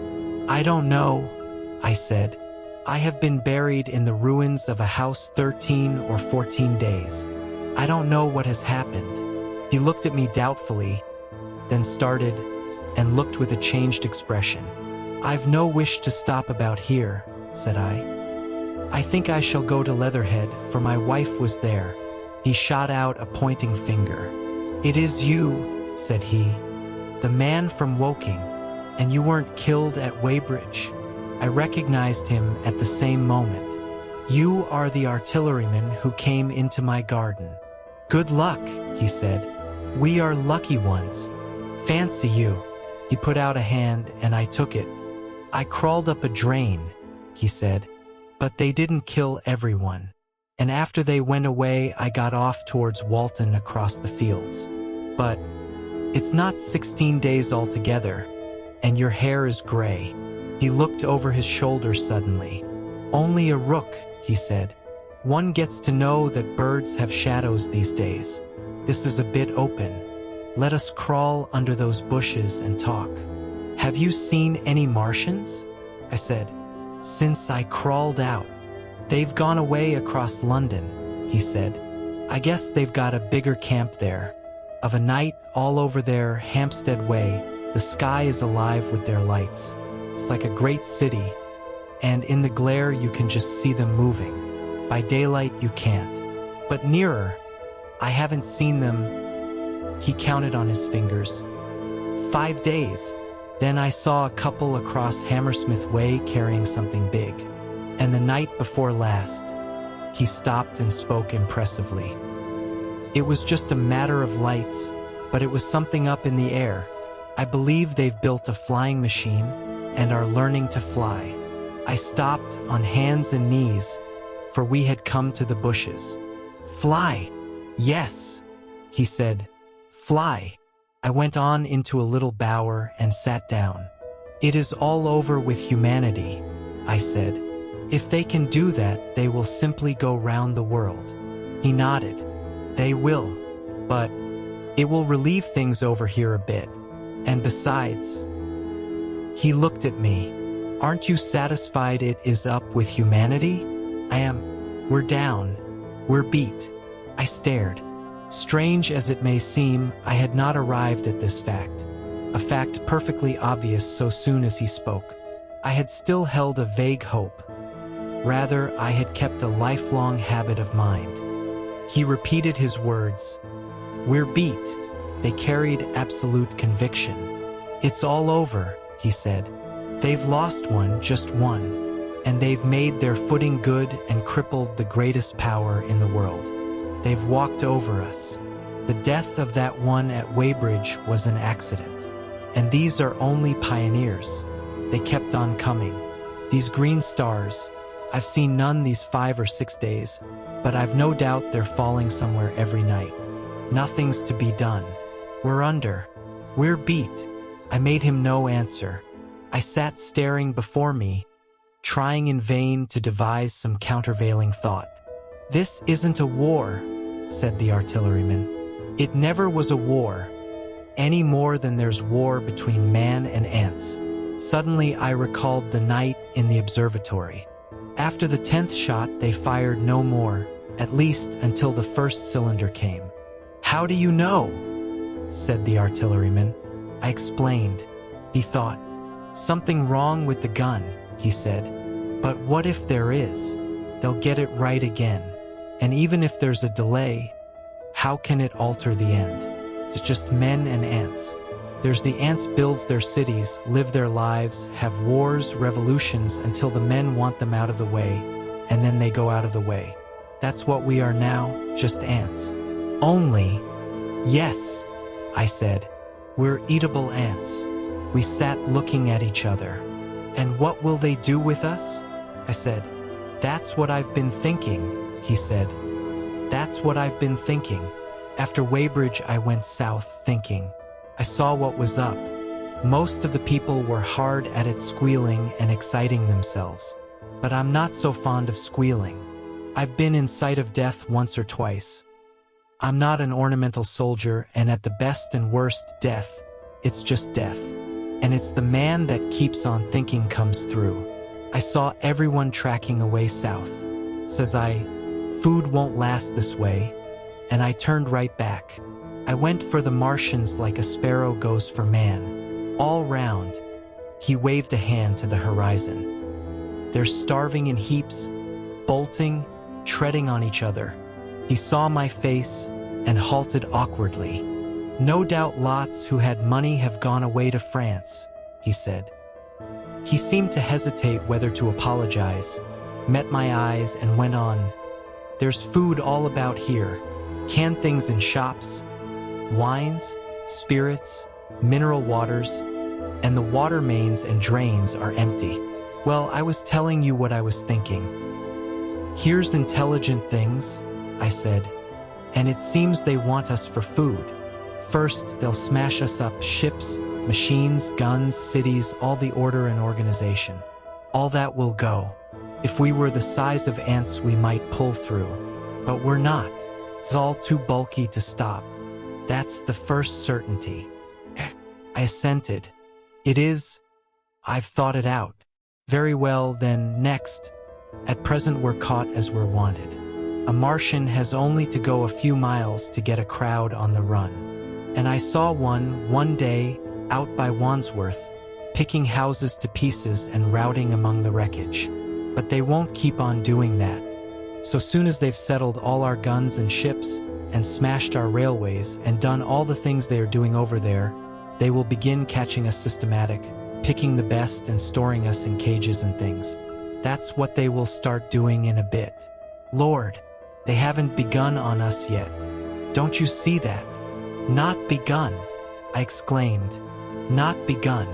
All that's happened so far is through our not having the sense to keep quiet, worrying them with guns and such foolery, and losing our heads and rushing off in crowds to where there wasn't any more safety than where we were. They don't want to bother us yet. They're making their things, making all the things they couldn't bring with them, getting things ready for the rest of their people. Very likely that's why the cylinders have stopped for a bit, for fear of hitting those who are here. And instead of our rushing about blind on the howl or getting dynamite on the chance of busting them up, we've got to fix ourselves up according to the new state of affairs. That's how I figure it out. It isn't quite according to what a man wants for his species, but it's about what the facts point to. And that's the principle I acted upon. Cities, nations, civilization, progress, it's all over. That game's up. We're beat. But if that is so, what is there to live for? The artilleryman looked at me for a moment. There won't be any more blessed concerts for 1,000,000 years or so. There won't be any Royal Academy of Arts, and no nice little feeds at restaurants. If it's amusement you're after, I reckon the game is up. If you've got any drawing room manners or a dislike to eating peas with a knife or dropping H's, you'd better chuck 'em away. They ain't no further use. You mean? I mean that men like me are going on living for the sake of the breed. I tell you, I'm grim set on living. And if I'm not mistaken, you'll show what insides you've got, too, before long. We aren't going to be exterminated. And I don't mean to be caught either, and tamed and fattened and bred like a thundering ox. Ugh, fancy those brown creepers. You don't mean to say. I do. I'm going on under their feet. I've got it planned. I've thought it out. We men are beat. We don't know enough. We've got to learn before we've got a chance. And we've got to live and keep independent while we learn. See, that's what has to be done. I stared, astonished, and stirred profoundly by the man's resolution. Great God, cried I. But you are a man indeed. And suddenly I gripped his hand. Eh?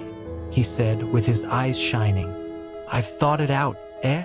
Go on, I said. Well, those who mean to escape their catching must get ready.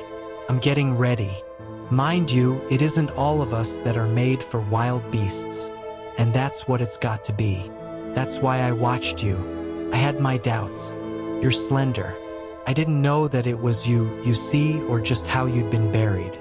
All these, the sort of people that lived in these houses, and all those damn little clerks that used to live down that way, they'd be no good. They haven't any spirit in them.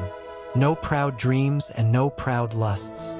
And a man who hasn't one or the other, Lord, what is he but funk and precautions? They just used to skedaddle off to work. I've seen hundreds of them, bit of breakfast in hand, running wild and shining to catch their little season ticket train, for fear they'd get dismissed if they didn't. Working at businesses they were afraid to take the trouble to understand. Skedaddling back for fear they wouldn't be in time for dinner. Keeping indoors after dinner for fear of the back streets, and sleeping with the wives they married, not because they wanted them, but because they had a bit of money that would make for safety in their one little miserable skedaddle through the world. Lives insured and a bit invested for fear of accidents. And on Sundays, fear of the hereafter. As if hell was built for rabbits. Well, the Martians will just be a godsend to these. Nice roomy cages, fattening food, careful breeding, no worry. After a week or so chasing about the fields and lands on empty stomachs, they'll come and be caught cheerful. They'll be quite glad after a bit. They'll wonder what people did before there were Martians to take care of them. And the bar loafers and mashers and singers, I can imagine them. I can imagine them, he said, with a sort of somber gratification. There'll be any amount of sentiment and religion loose among them. There's hundreds of things I saw with my eyes that I've only begun to see clearly these last few days. There's lots will take things as they are, fat and stupid, and lots will be worried by a sort of feeling that it's all wrong, and that they ought to be doing something.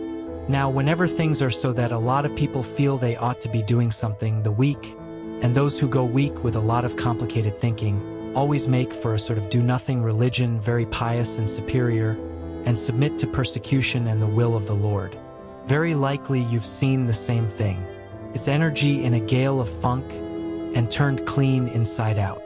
These cages will be full of psalms and hymns and piety. And those of a less simple sort will work in a bit of, what is it? Eroticism. He paused. Very likely these Martians will make pets of some of them.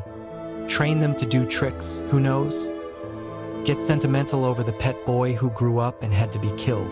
And some, maybe, they will train to hunt us. No, I cried. That's impossible. No human being. What's the good of going on with such lies? Said the artilleryman. There's men who do it cheerful. What nonsense to pretend there isn't. And I succumbed to his conviction. If they come after me, he said, Lord, if they come after me, and subsided into a grim meditation. I sat contemplating these things.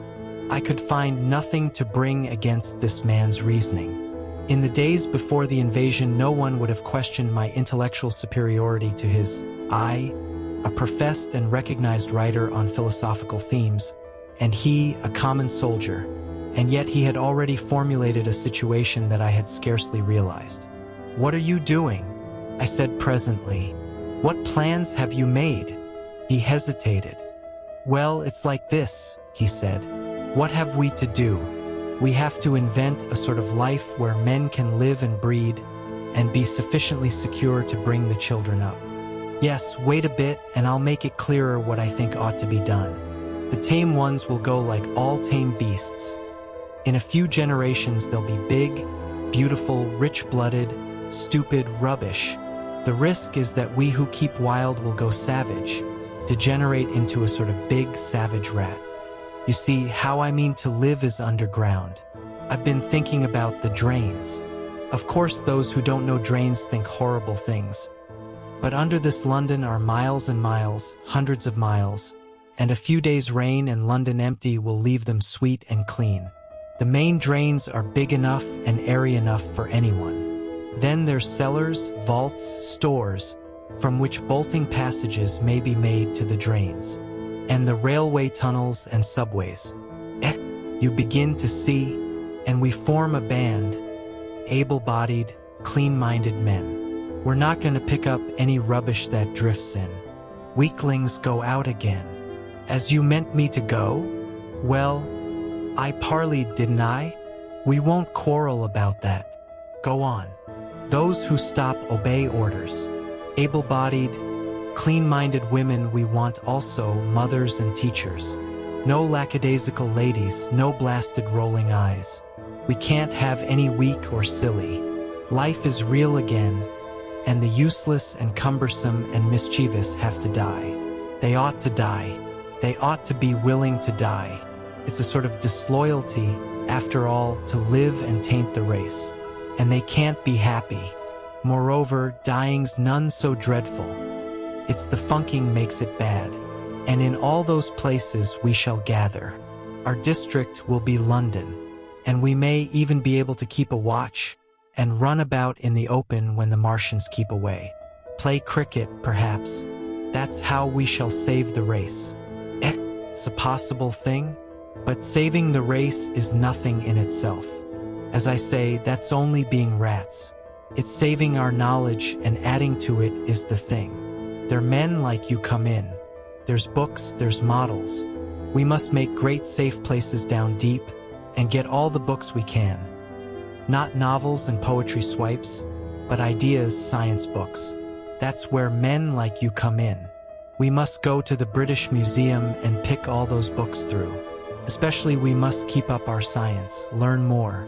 We must watch these Martians. Some of us must go as spies. When it's all working, perhaps I will. Get caught, And the great thing is, we must leave the Martians alone. We mustn't even steal.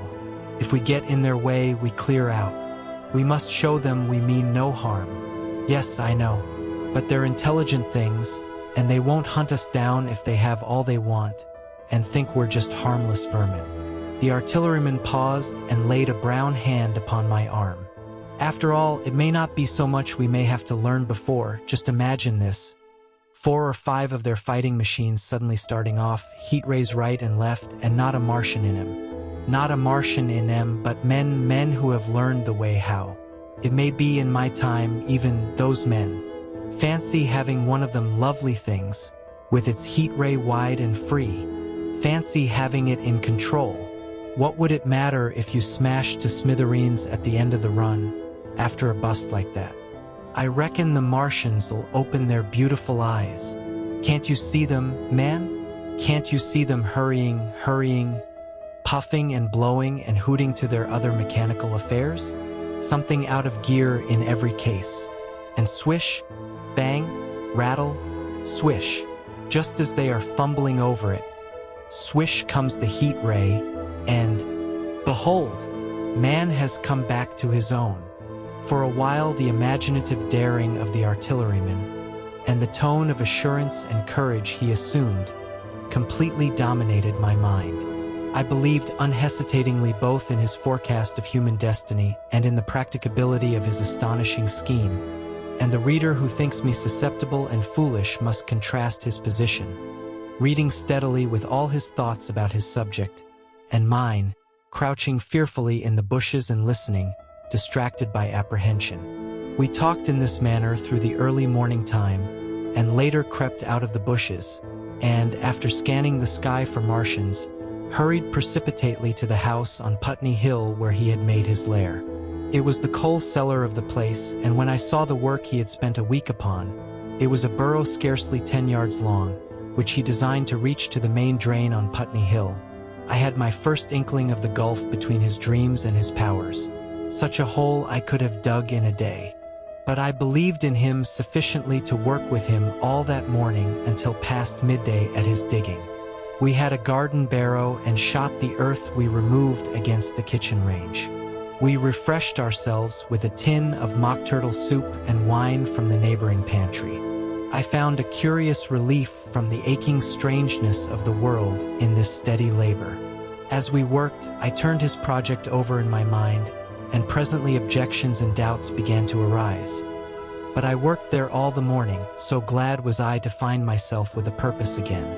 After working an hour, I began to speculate on the distance one had to go before the cloaca was reached, the chances we had of missing it altogether. My immediate trouble was why we should dig this long tunnel, when it was possible to get into the drain at once down one of the manholes and work back to the house. It seemed to me, too, that the house was inconveniently chosen and required a needless length of tunnel. And just as I was beginning to face these things, the artilleryman stopped digging and looked at me. "We're working well," he said. He put down his spade. "Let us knock off a bit," he said. "I think it's time we reconnoitered from the roof of the house." I was for going on, and after a little hesitation he resumed his spade. And then suddenly I was struck by a thought. I stopped, and so did he at once. "Why were you walking about the common?" I said. "Instead of being here? Taking the air," he said. "I was coming back. It's safer by night." "But the work." "Oh, one can't always work," he said. And in a flash I saw the man plain. He hesitated, holding his spade. "We ought to reconnoiter now," he said. "Because if any come near they may hear the spades and drop upon us unawares." I was no longer disposed to object. We went together to the roof and stood on a ladder peeping out of the roof door. No Martians were to be seen, and we ventured out on the tiles and slipped down under shelter of the parapet. From this position a shrubbery hid the greater portion of Putney, but we could see the river below, a bubbly mass of red weed, and the low parts of Lambeth flooded and red. The red creepers swarmed up the trees about the old palace, and their branches stretched gaunt and dead, and set with shriveled leaves, from amid its clusters. It was strange how entirely dependent both these things were upon flowing water for their propagation. About us neither had gained a footing. Laburnums, pink maize, snowballs, and trees of arbor vitae rose out of laurels and hydrangeas, green and brilliant into the sunlight. Beyond Kensington dense smoke was rising, and that and a blue haze hid the northward hills. The artilleryman began to tell me of the sort of people who still remained in London. "One night last week," he said, "some fools got the electric light in order, and there was all Regent Street and the Circus ablaze, crowded with painted and ragged drunkards, men and women, dancing and shouting till dawn. A man who was there told me. And as the day came, they became aware of a fighting machine standing near by the Langham and looking down at them. Heaven knows how long he had been there. It must have given some of them a nasty turn. He came down the road towards them and picked up nearly 100 too drunk or frightened to run away. Grotesque gleam of a time no history will ever fully describe. From that, in answer to my questions, he came round to his grandiose plans again. He grew enthusiastic. He talked so eloquently of the possibility of capturing a fighting machine that I more than half believed in him again. But now that I was beginning to understand something of his quality, I could divine the stress he laid on doing nothing precipitately. And I noted that now there was no question that he personally was to capture and fight the great machine. After a time we went down to the cellar. Neither of us seemed disposed to resume digging, and when he suggested a meal, I was nothing loath. He became suddenly very generous, and when we had eaten he went away and returned with some excellent cigars. We lit these, and his optimism glowed. He was inclined to regard my coming as a great occasion. "There's some champagne in the cellar," he said. "We can dig better on this Thameside Burgundy," said I. "No," said he. "I am host today. Champagne. Great God, we've a heavy enough task before us. Let us take a rest and gather strength while we may. Look at these blistered hands." And pursuant to this idea of a holiday, he insisted upon playing cards after we had eaten. He taught me euchre, and after dividing London between us, I taking the northern side and he the southern, we played for parish points. Grotesque and foolish as this will seem to the sober reader, it is absolutely true, and what is more remarkable, I found the card game and several others we played extremely interesting. Strange mind of man, that, with our species upon the edge of extermination or appalling degradation, with no clear prospect before us but the chance of a horrible death, we could sit following the chance of this painted pasteboard and playing the Joker with vivid delight. Afterwards he taught me poker, and I beat him at 3 tough chess games. When dark came we decided to take the risk and lit a lamp. After an interminable string of games we supped, and the artilleryman finished the champagne. We went on smoking the cigars. He was no longer the energetic regenerator of his species I had encountered in the morning. He was still optimistic, but it was a less kinetic, a more thoughtful optimism. I remember he wound up with my health, proposed in a speech of small variety and considerable intermittence. I took a cigar, and went upstairs to look at the lights of which he had spoken that blazed so greenly along the Highgate Hills. At first I stared unintelligently across the London Valley. The northern hills were shrouded in darkness. The fires near Kensington glowed redly, and now and then an orange-red tongue of flame flashed up and vanished in the deep blue night. All the rest of London was black. Then, nearer, I perceived a strange light, a pale, violet-purple fluorescent glow, quivering under the night breeze. For a space I could not understand it, and then I knew that it must be the red weed from which this faint irradiation proceeded. With that realization my dormant sense of wonder, my sense of the proportion of things, awoke again. I glanced from that to Mars, red and clear, glowing high in the west, and then gazed long and earnestly at the darkness of Hampstead and Highgate. I remained a very long time upon the roof, wondering at the grotesque changes of the day. I recalled my mental states from the midnight prayer to the foolish card-playing. I had a violent revulsion of feeling. I remember I flung away the cigar with a certain wasteful symbolism. My folly came to me with glaring exaggeration. I seemed a traitor to my wife and to my kind. I was filled with remorse. I resolved to leave this strange, undisciplined dreamer of great things to his drink and gluttony, and to go on into London. There, it seemed to me, I had the best chance of learning what the Martians and my fellow men were doing. I was still upon the roof when the late moon rose. Chapter 8. Dead London. After I had parted from the artilleryman, I went down the hill, and by the High Street across the bridge to Fulham.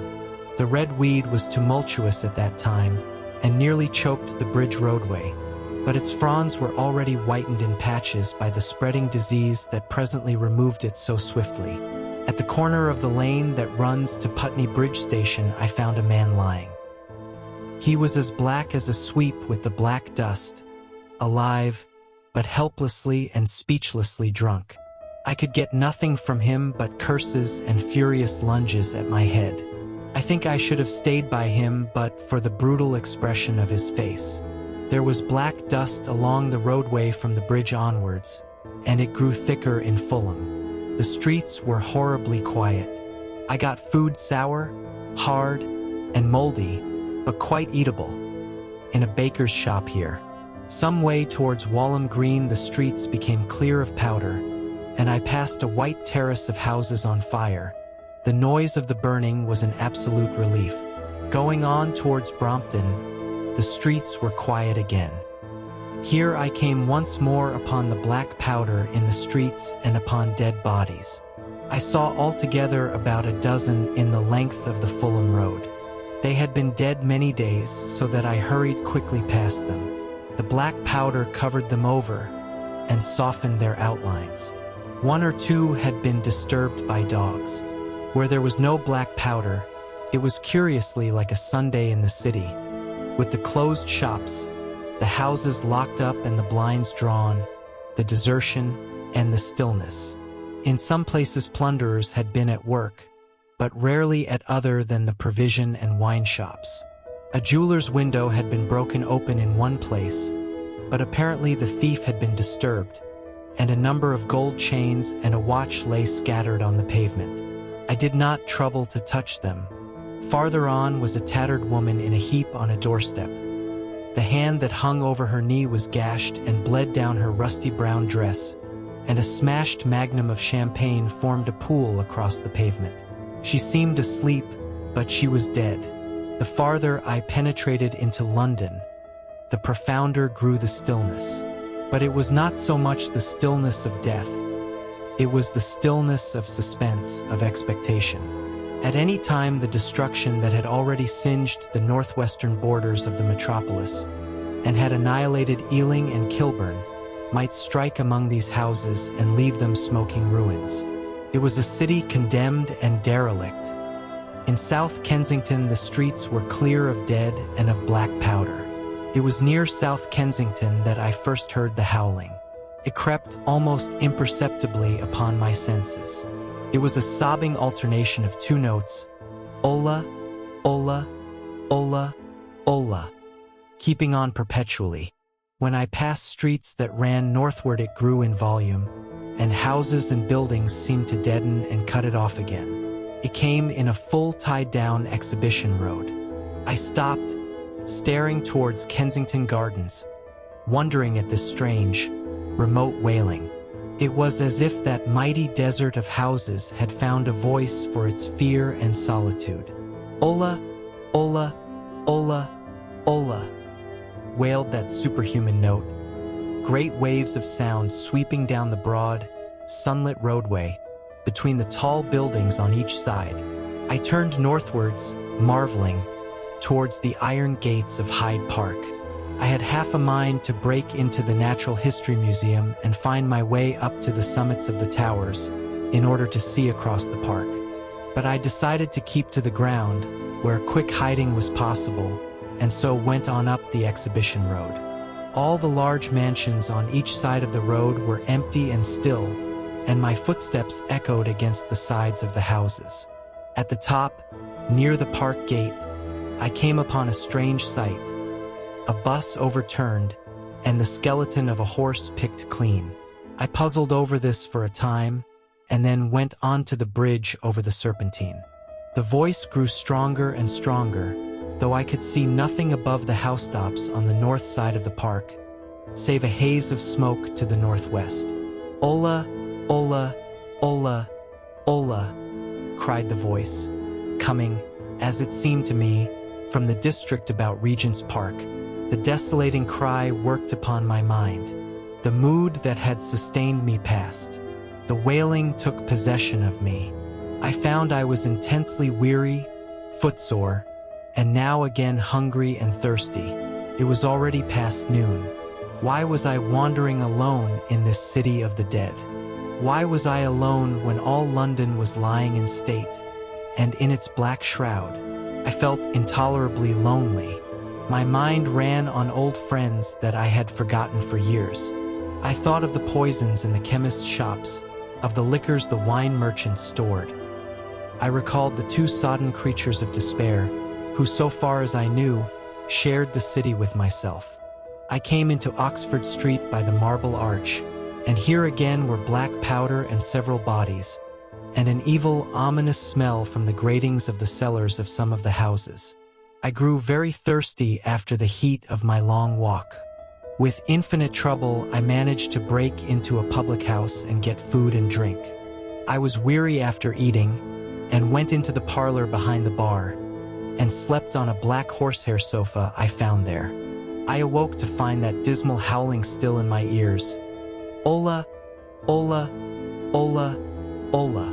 It was now dusk, and after I had routed out some biscuits and a cheese in the bar, there was a meat safe, but it contained nothing but maggots.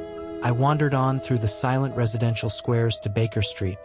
Portman Square is the only one I can name, and so came out at last upon Regent's Park. And as I emerged from the top of Baker Street, I saw far away over the trees in the clearness of the sunset the hood of the Martian giant from which this howling proceeded. I was not terrified. I came upon him as if it were a matter of course. I watched him for some time, but he did not move. He appeared to be standing and yelling, for no reason that I could discover. I tried to formulate a plan of action. That perpetual sound of "Ola, Ola, Ola, Ola" confused my mind. Perhaps I was too tired to be very fearful.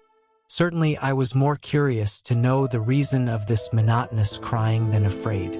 I turned back away from the park and struck into Park Road, intending to skirt the park, went along under the shelter of the terraces, and got a view of this stationary, howling Martian from the direction of St. John's Wood.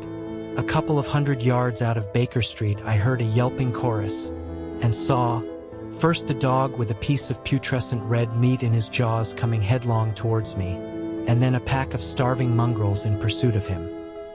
He made a wide curve to avoid me, as though he feared I might prove a fresh competitor. As the yelping died away down the silent road, the wailing sound of "Ola, Ola, Ola, Ola" reasserted itself. I came upon the wrecked handling machine halfway to St. John's Wood Station. At first I thought a house had fallen across the road. It was only as I clambered among the ruins that I saw, with a start, this mechanical Samson lying, with its tentacles bent and smashed and twisted, among the ruins it had made. The forepart was shattered.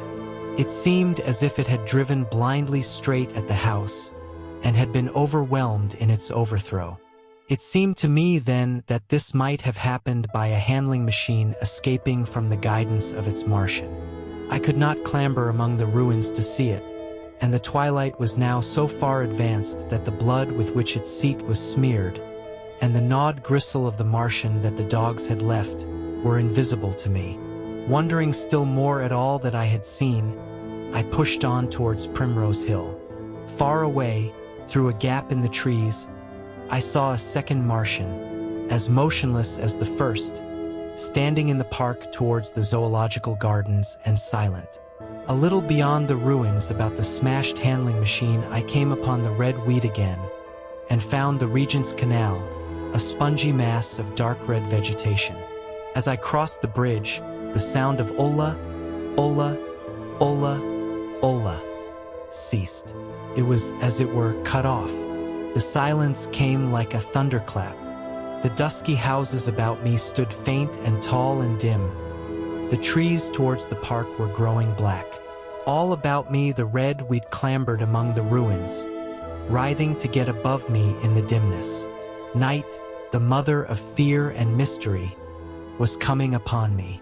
But while that voice sounded the solitude, the desolation had been endurable. By virtue of it, London had still seemed alive, and the sense of life about me had upheld me. Then suddenly a change, the passing of something, I knew not what, and then a stillness that could be felt. Nothing but this gaunt quiet. London about me gazed at me spectrally. The windows in the white houses were like the eye sockets of skulls. About me my imagination found 1,000 noiseless enemies moving. Terror seized me, a horror of my temerity. In front of me the road became pitchy black as though it was tarred, and I saw a contorted shape lying across the pathway. I could not bring myself to go on. I turned down St. John's Wood Road and ran headlong from this unendurable stillness towards Kilburn. I hid from the night and the silence until long after midnight in a cabman's shelter in Harrow Road. But before the dawn my courage returned, and while the stars were still in the sky I turned once more towards Regent's Park. I missed my way among the streets, and presently saw down a long avenue, in the half-light of the early dawn, the curve of Primrose Hill. On the summit, towering up to the fading stars, was a third Martian, erect and motionless like the others. An insane resolve possessed me. I would die and end it, and I would save myself even the trouble of killing myself. I marched on recklessly towards this Titan, and then, as I drew nearer and the light grew, I saw that a multitude of black birds was circling and clustering about the hood. At that my heart gave a bound, and I began running along the road. I hurried through the red weed that choked St. Edmund's Terrace, I waded breast-high across a torrent of water that was rushing down from the waterworks towards the Albert Road, and emerged upon the grass before the rising of the sun. Great mounds had been heaped about the crest of the hill, making a huge redoubt of it. It was the final and largest place the Martians had made, and from behind these heaps there rose a thin smoke against the sky. Against the skyline, an eager dog ran and disappeared. The thought that had flashed into my mind grew real, grew credible. I felt no fear, only a wild, trembling exultation, as I ran up the hill towards the motionless monster. Out of the hood hung lank shreds of brown, at which the hungry birds pecked and tore. In another moment I had scrambled up the earthen rampart and stood upon its crest, and the interior of the redoubt was below me. A mighty space it was, with gigantic machines here and there within it, huge mounds of material and strange shelter places. And scattered about it, some in their overturned war machines, some in the now rigid handling machines, and a dozen of them stark and silent and laid in a row, were the Martians, dead, slain by the putrefactive and diseased bacteria against which their systems were unprepared. Slain as the red weed was being slain. Slain, after all man's devices had failed, by the humblest things that God, in his wisdom, has put upon this earth. For so it had come about, as indeed I and many men might have foreseen had not terror and disaster blinded our minds. These germs of disease have taken toll of humanity since the beginning of things, taken toll of our pre-human ancestors since life began here. But by virtue of this natural selection of our kind, we have developed resisting power. To no germs do we succumb without a struggle, and to many, those that cause putrefaction in dead matter, for instance, our living frames are altogether immune. But there are no bacteria in Mars, and directly these invaders arrived, directly they drank and fed, our microscopic allies began to work their overthrow. Already when I watched them, they were irrevocably doomed, dying and rotting even as they went to and fro. It was inevitable. By the toll of 1 billion deaths man has bought his birthright of the earth, and it is his against all comers. It would still be his were the Martians 10 times as mighty as they are. For neither do men live nor die in vain. Here and there they were scattered, nearly 50 altogether, in that great gulf they had made, overtaken by a death that must have seemed to them as incomprehensible as any death could be. To me also at that time this death was incomprehensible. All I knew was that these things that had been alive and so terrible to men were dead. For a moment I believed that the destruction of Sennacherib had been repeated, that God had repented, that the angel of death had slain them in the night. I stood staring into the pit, and my heart lightened gloriously, even as the rising sun struck the world to fire about me with his rays. The pit was still in darkness. The mighty engines, so great and wonderful in their power and complexity, so unearthly in their tortuous forms, rose weird and vague and strange out of the shadows towards the light. A multitude of dogs, I could hear, fought over the bodies that lay darkly in the depth of the pit, far below me. Across the pit, on its farther lip, flat and vast and strange, lay the great flying machine with which they had been experimenting upon our denser atmosphere when decay and death arrested them. Death had come not a day too soon. At the sound of a cawing overhead, I looked up at the huge fighting machine that would fight no more forever, at the tattered red shreds of flesh that dripped down upon the overturned seats on the summit of Primrose Hill. I turned and looked down the slope of the hill to where, and hallowed now in birds, stood those other 2 Martians that I had seen overnight, just as death had overtaken them. The one had died, even as it had been crying to its companions. Perhaps it was the last to die, and its voice had gone on perpetually until the force of its machinery was exhausted. They glittered now, harmless tripod towers of shining metal, in the brightness of the rising sun, all about the pit, and saved as by a miracle from everlasting destruction, stretched the great mother of cities. Those who have only seen London veiled in her somber robes of smoke can scarcely imagine the naked clearness and beauty of the silent wilderness of houses. Eastward, over the blackened ruins of the Albert Terrace and the splintered spire of the church, the sun blazed dazzling in a clear sky, and here and there some facet in the great wilderness of roofs caught the light and glared with a white intensity.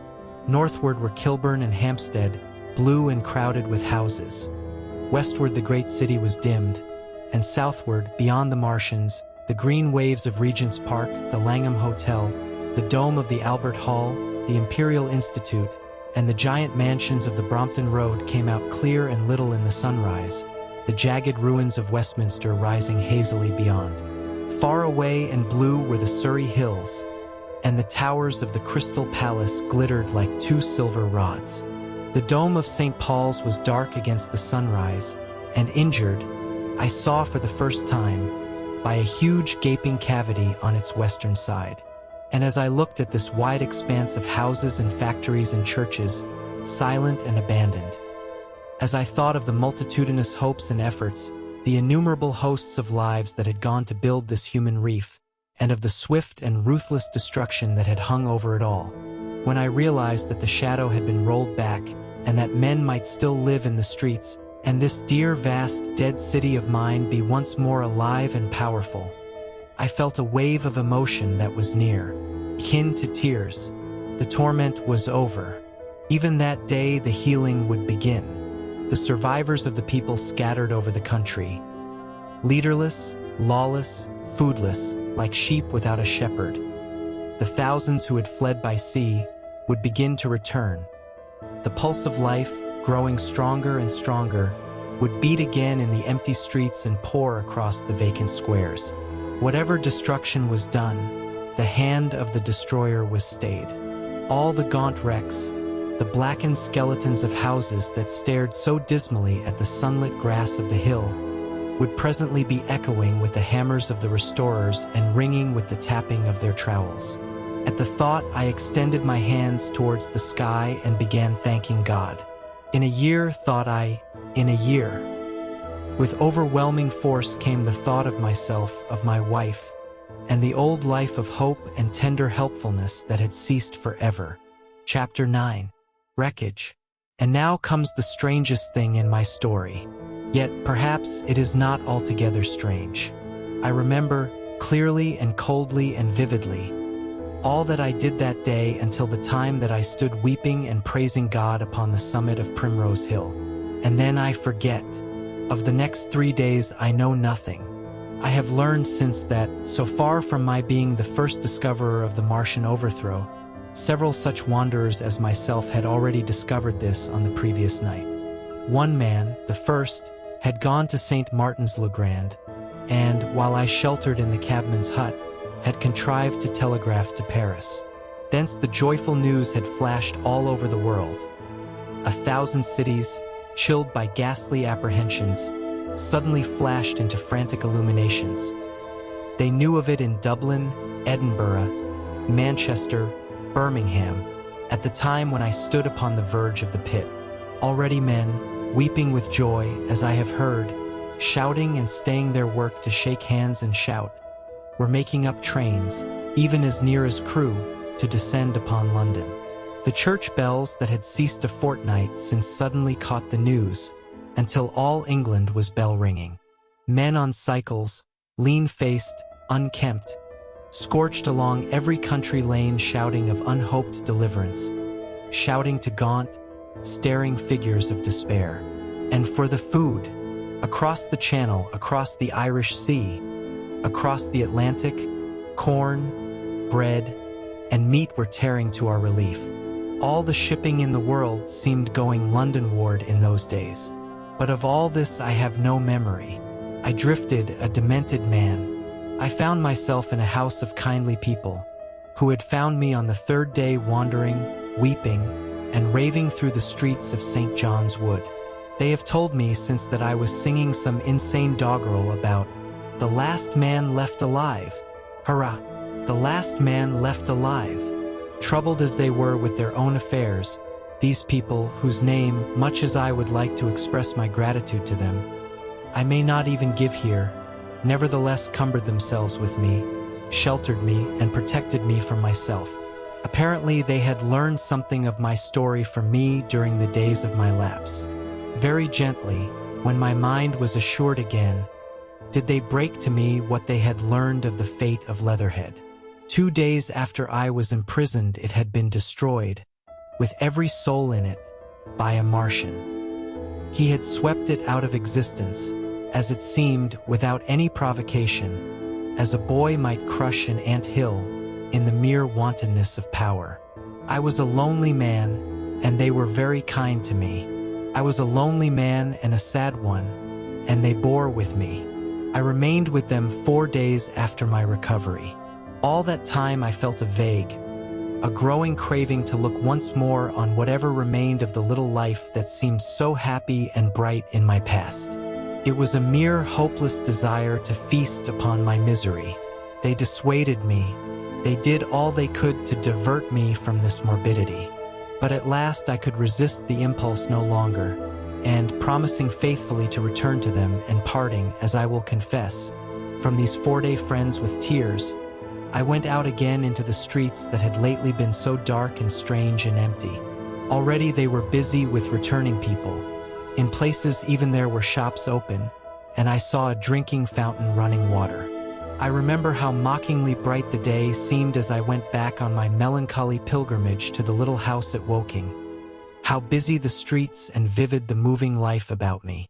So many people were abroad everywhere, busied in 1,000 activities, that it seemed incredible that any great proportion of the population could have been slain. But then I noticed how yellow were the skins of the people I met, how shaggy the hair of the men, how large and bright their eyes, and that every other man still wore his dirty rags.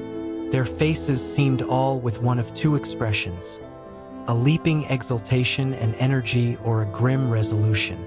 Save for the expression of the faces, London seemed a city of tramps. The vestries were indiscriminately distributing bread sent us by the French government. The ribs of the few horses showed dismally. Haggard special constables with white badges stood at the corners of every street. I saw little of the mischief wrought by the Martians until I reached Wellington Street, and there I saw the red weed clambering over the buttresses of Waterloo Bridge. At the corner of the bridge, too, I saw one of the common contrasts of that grotesque time. A sheet of paper flaunting against a thicket of the red weed, transfixed by a stick that kept it in place. It was the placard of the first newspaper to resume publication, the Daily Mail. I bought a copy for a blackened shilling I found in my pocket. Most of it was in blank, but the solitary compositor who did the thing had amused himself by making a grotesque scheme of advertisement stereo on the back page. The matter he printed was emotional. The news organization had not as yet found its way back. I learned nothing fresh except that already in 1 week the examination of the Martian mechanisms had yielded astonishing results. Among other things, the article assured me what I did not believe at the time, that the secret of flying was discovered. At Waterloo, I found the free trains that were taking people to their homes. The first rush was already over. There were few people in the train, and I was in no mood for casual conversation. I got a compartment to myself and sat with folded arms, looking grayly at the sunlit devastation that flowed past the windows. And just outside the terminus, the train jolted over temporary rails, and on either side of the railway the houses were blackened ruins. To Clapham Junction the face of London was grimy with powder of the black smoke, in spite of 2 days of thunderstorms and rain, and at Clapham Junction the line had been wrecked again. There were hundreds of out-of-work clerks and shopmen working side by side with the customary navvies, and we were jolted over a hasty relaying. All down the line from there the aspect of the country was gaunt and unfamiliar. Wimbledon particularly had suffered. Walton, by virtue of its unburned pine woods, seemed the least hurt of any place along the line.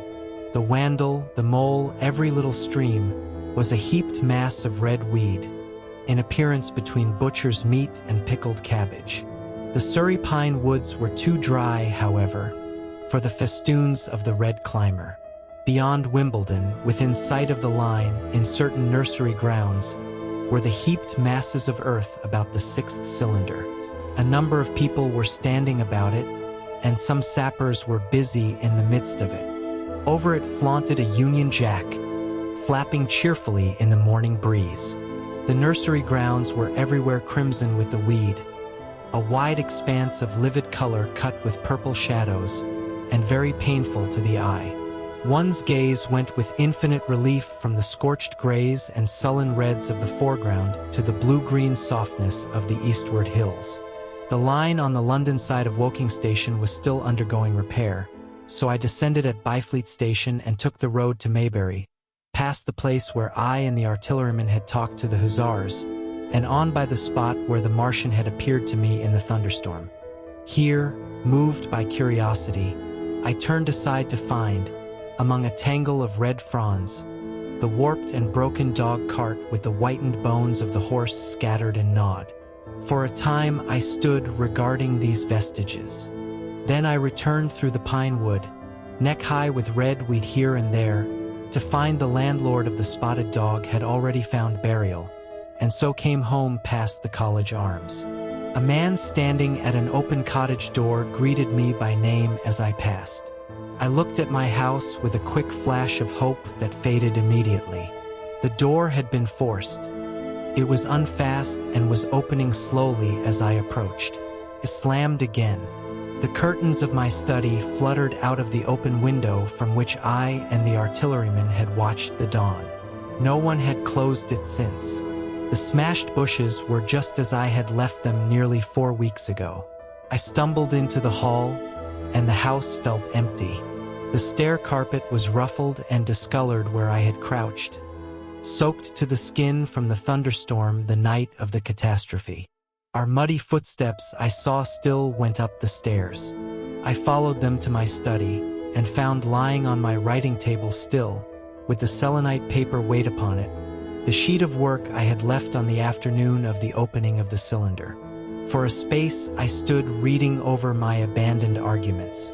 It was a paper on the probable development of moral ideas with the development of the civilizing process, and the last sentence was the opening of a prophecy. In about 200 years, I had written, we may expect. The sentence ended abruptly. I remembered my inability to fix my mind that morning, scarcely a month gone by, and how I had broken off to get my daily chronicle from the newsboy. I remembered how I went down to the garden gate as he came along, and how I had listened to his odd story of men from Mars. I came down and went into the dining room. There were the mutton and the bread, both far gone now in decay, and a beer bottle overturned, just as I and the artilleryman had left them. My home was desolate. I perceived the folly of the faint hope I had cherished so long, and then a strange thing occurred. "It is no use," said a voice. "The house is deserted. No one has been here these 10 days. Do not stay here to torment yourself. No one escaped but you." I was startled. Had I spoken my thought aloud? I turned, and the French window was open behind me. I made a step to it and stood looking out. And there, amazed and afraid, even as I stood amazed and afraid, were my cousin and my wife white and tearless. She gave a faint cry. "I came," she said. "I knew." She put her hand to her throat, swayed. I made a step forward and caught her in my arms. Chapter 10. The Epilogue. I cannot but regret, now that I am concluding my story, how little I am able to contribute to the discussion of the many debatable questions which are still unsettled. In one respect, I shall certainly provoke criticism. My particular province is speculative philosophy. My knowledge of comparative physiology is confined to a book or two, but it seems to me that Carver's suggestions as to the reason of the rapid death of the Martians is so probable as to be regarded almost as a proven conclusion. I have assumed that in the body of my narrative, at any rate, in all the bodies of the Martians that were examined after the war, no bacteria except those already known as terrestrial species were found. that they did not bury any of their dead, and the reckless slaughter they perpetrated point also to an entire ignorance of the putrefactive process. But probable as this seems, it is by no means a proven conclusion. Neither is the composition of the black smoke known, which the Martians used with such deadly effect, and the generator of the heat rays remains a puzzle. The terrible disasters at the Ealing and South Kensington laboratories have disinclined analysts for further investigations upon the latter. Spectrum analysis of the black powder points unmistakably to the presence of an unknown element with a brilliant group of 3 lines in the green, and it is possible that it combines with argon to form a compound which acts at once with deadly effect upon some constituent in the blood. But such unproven speculations will scarcely be of interest to the general reader, to whom this story is addressed. None of the brown scum that drifted down the Thames after the destruction of Shepperton was examined at the time, and now none is forthcoming. The results of an anatomical examination of the Martians, so far as the prowling dogs had left such an examination possible, I have already given. But everyone is familiar with the magnificent and almost complete specimen in spirits at the Natural History Museum, and the countless drawings that have been made from it, and beyond that the interest of their physiology and structure is purely scientific. A question of graver and universal interest is the possibility of another attack from the Martians. I do not think that nearly enough attention is being given to this aspect of the matter. At present the planet Mars is in conjunction, but with every return to opposition I, for one, anticipate a renewal of their adventure. In any case, we should be prepared. It seems to me that it should be possible to define the position of the gun from which the shots are discharged, to keep a sustained watch upon this part of the planet, and to anticipate the arrival of the next attack. In that case, the cylinder might be destroyed with dynamite or artillery before it was sufficiently cool for the Martians to emerge, or they might be butchered by means of guns so soon as the screw opened. It seems to me that they have lost a vast advantage in the failure of their first surprise. Possibly they see it in the same light. Lessing has advanced excellent reasons for supposing that the Martians have actually succeeded in effecting a landing on the planet Venus. 7 months ago now, Venus and Mars were in alignment with the Sun. That is to say, Mars was in opposition from the point of view of an observer on Venus. Subsequently, a peculiar luminous and sinuous marking appeared on the unillumined half of the inner planet, and almost simultaneously a faint dark mark of a similar sinuous character was detected upon a photograph of the Martian disk. One needs to see the drawings of these appearances in order to appreciate fully their remarkable resemblance in character. At any rate, whether we expect another invasion or not, our views of the human future must be greatly modified by these events. We have learned now that we cannot regard this planet as being fenced in and a secure abiding place for man. We can never anticipate the unseen good or evil that may come upon us suddenly out of space. It may be that in the larger design of the universe this invasion from Mars is not without its ultimate benefit for men. It has robbed us of that serene confidence in the future which is the most fruitful source of decadence. The gifts to human science it has brought are enormous, and it has done much to promote the conception of the commonweal of mankind. It may be that across the immensity of space the Martians have watched the fate of these pioneers of theirs and learned their lesson, and that on the planet Venus they have found a securer settlement. Be that as it may, for many years yet there will certainly be no relaxation of the eager scrutiny of the Martian disk, and those fiery darts of the sky, the shooting stars, will bring with them as they fall an unavoidable apprehension to all the sons of men.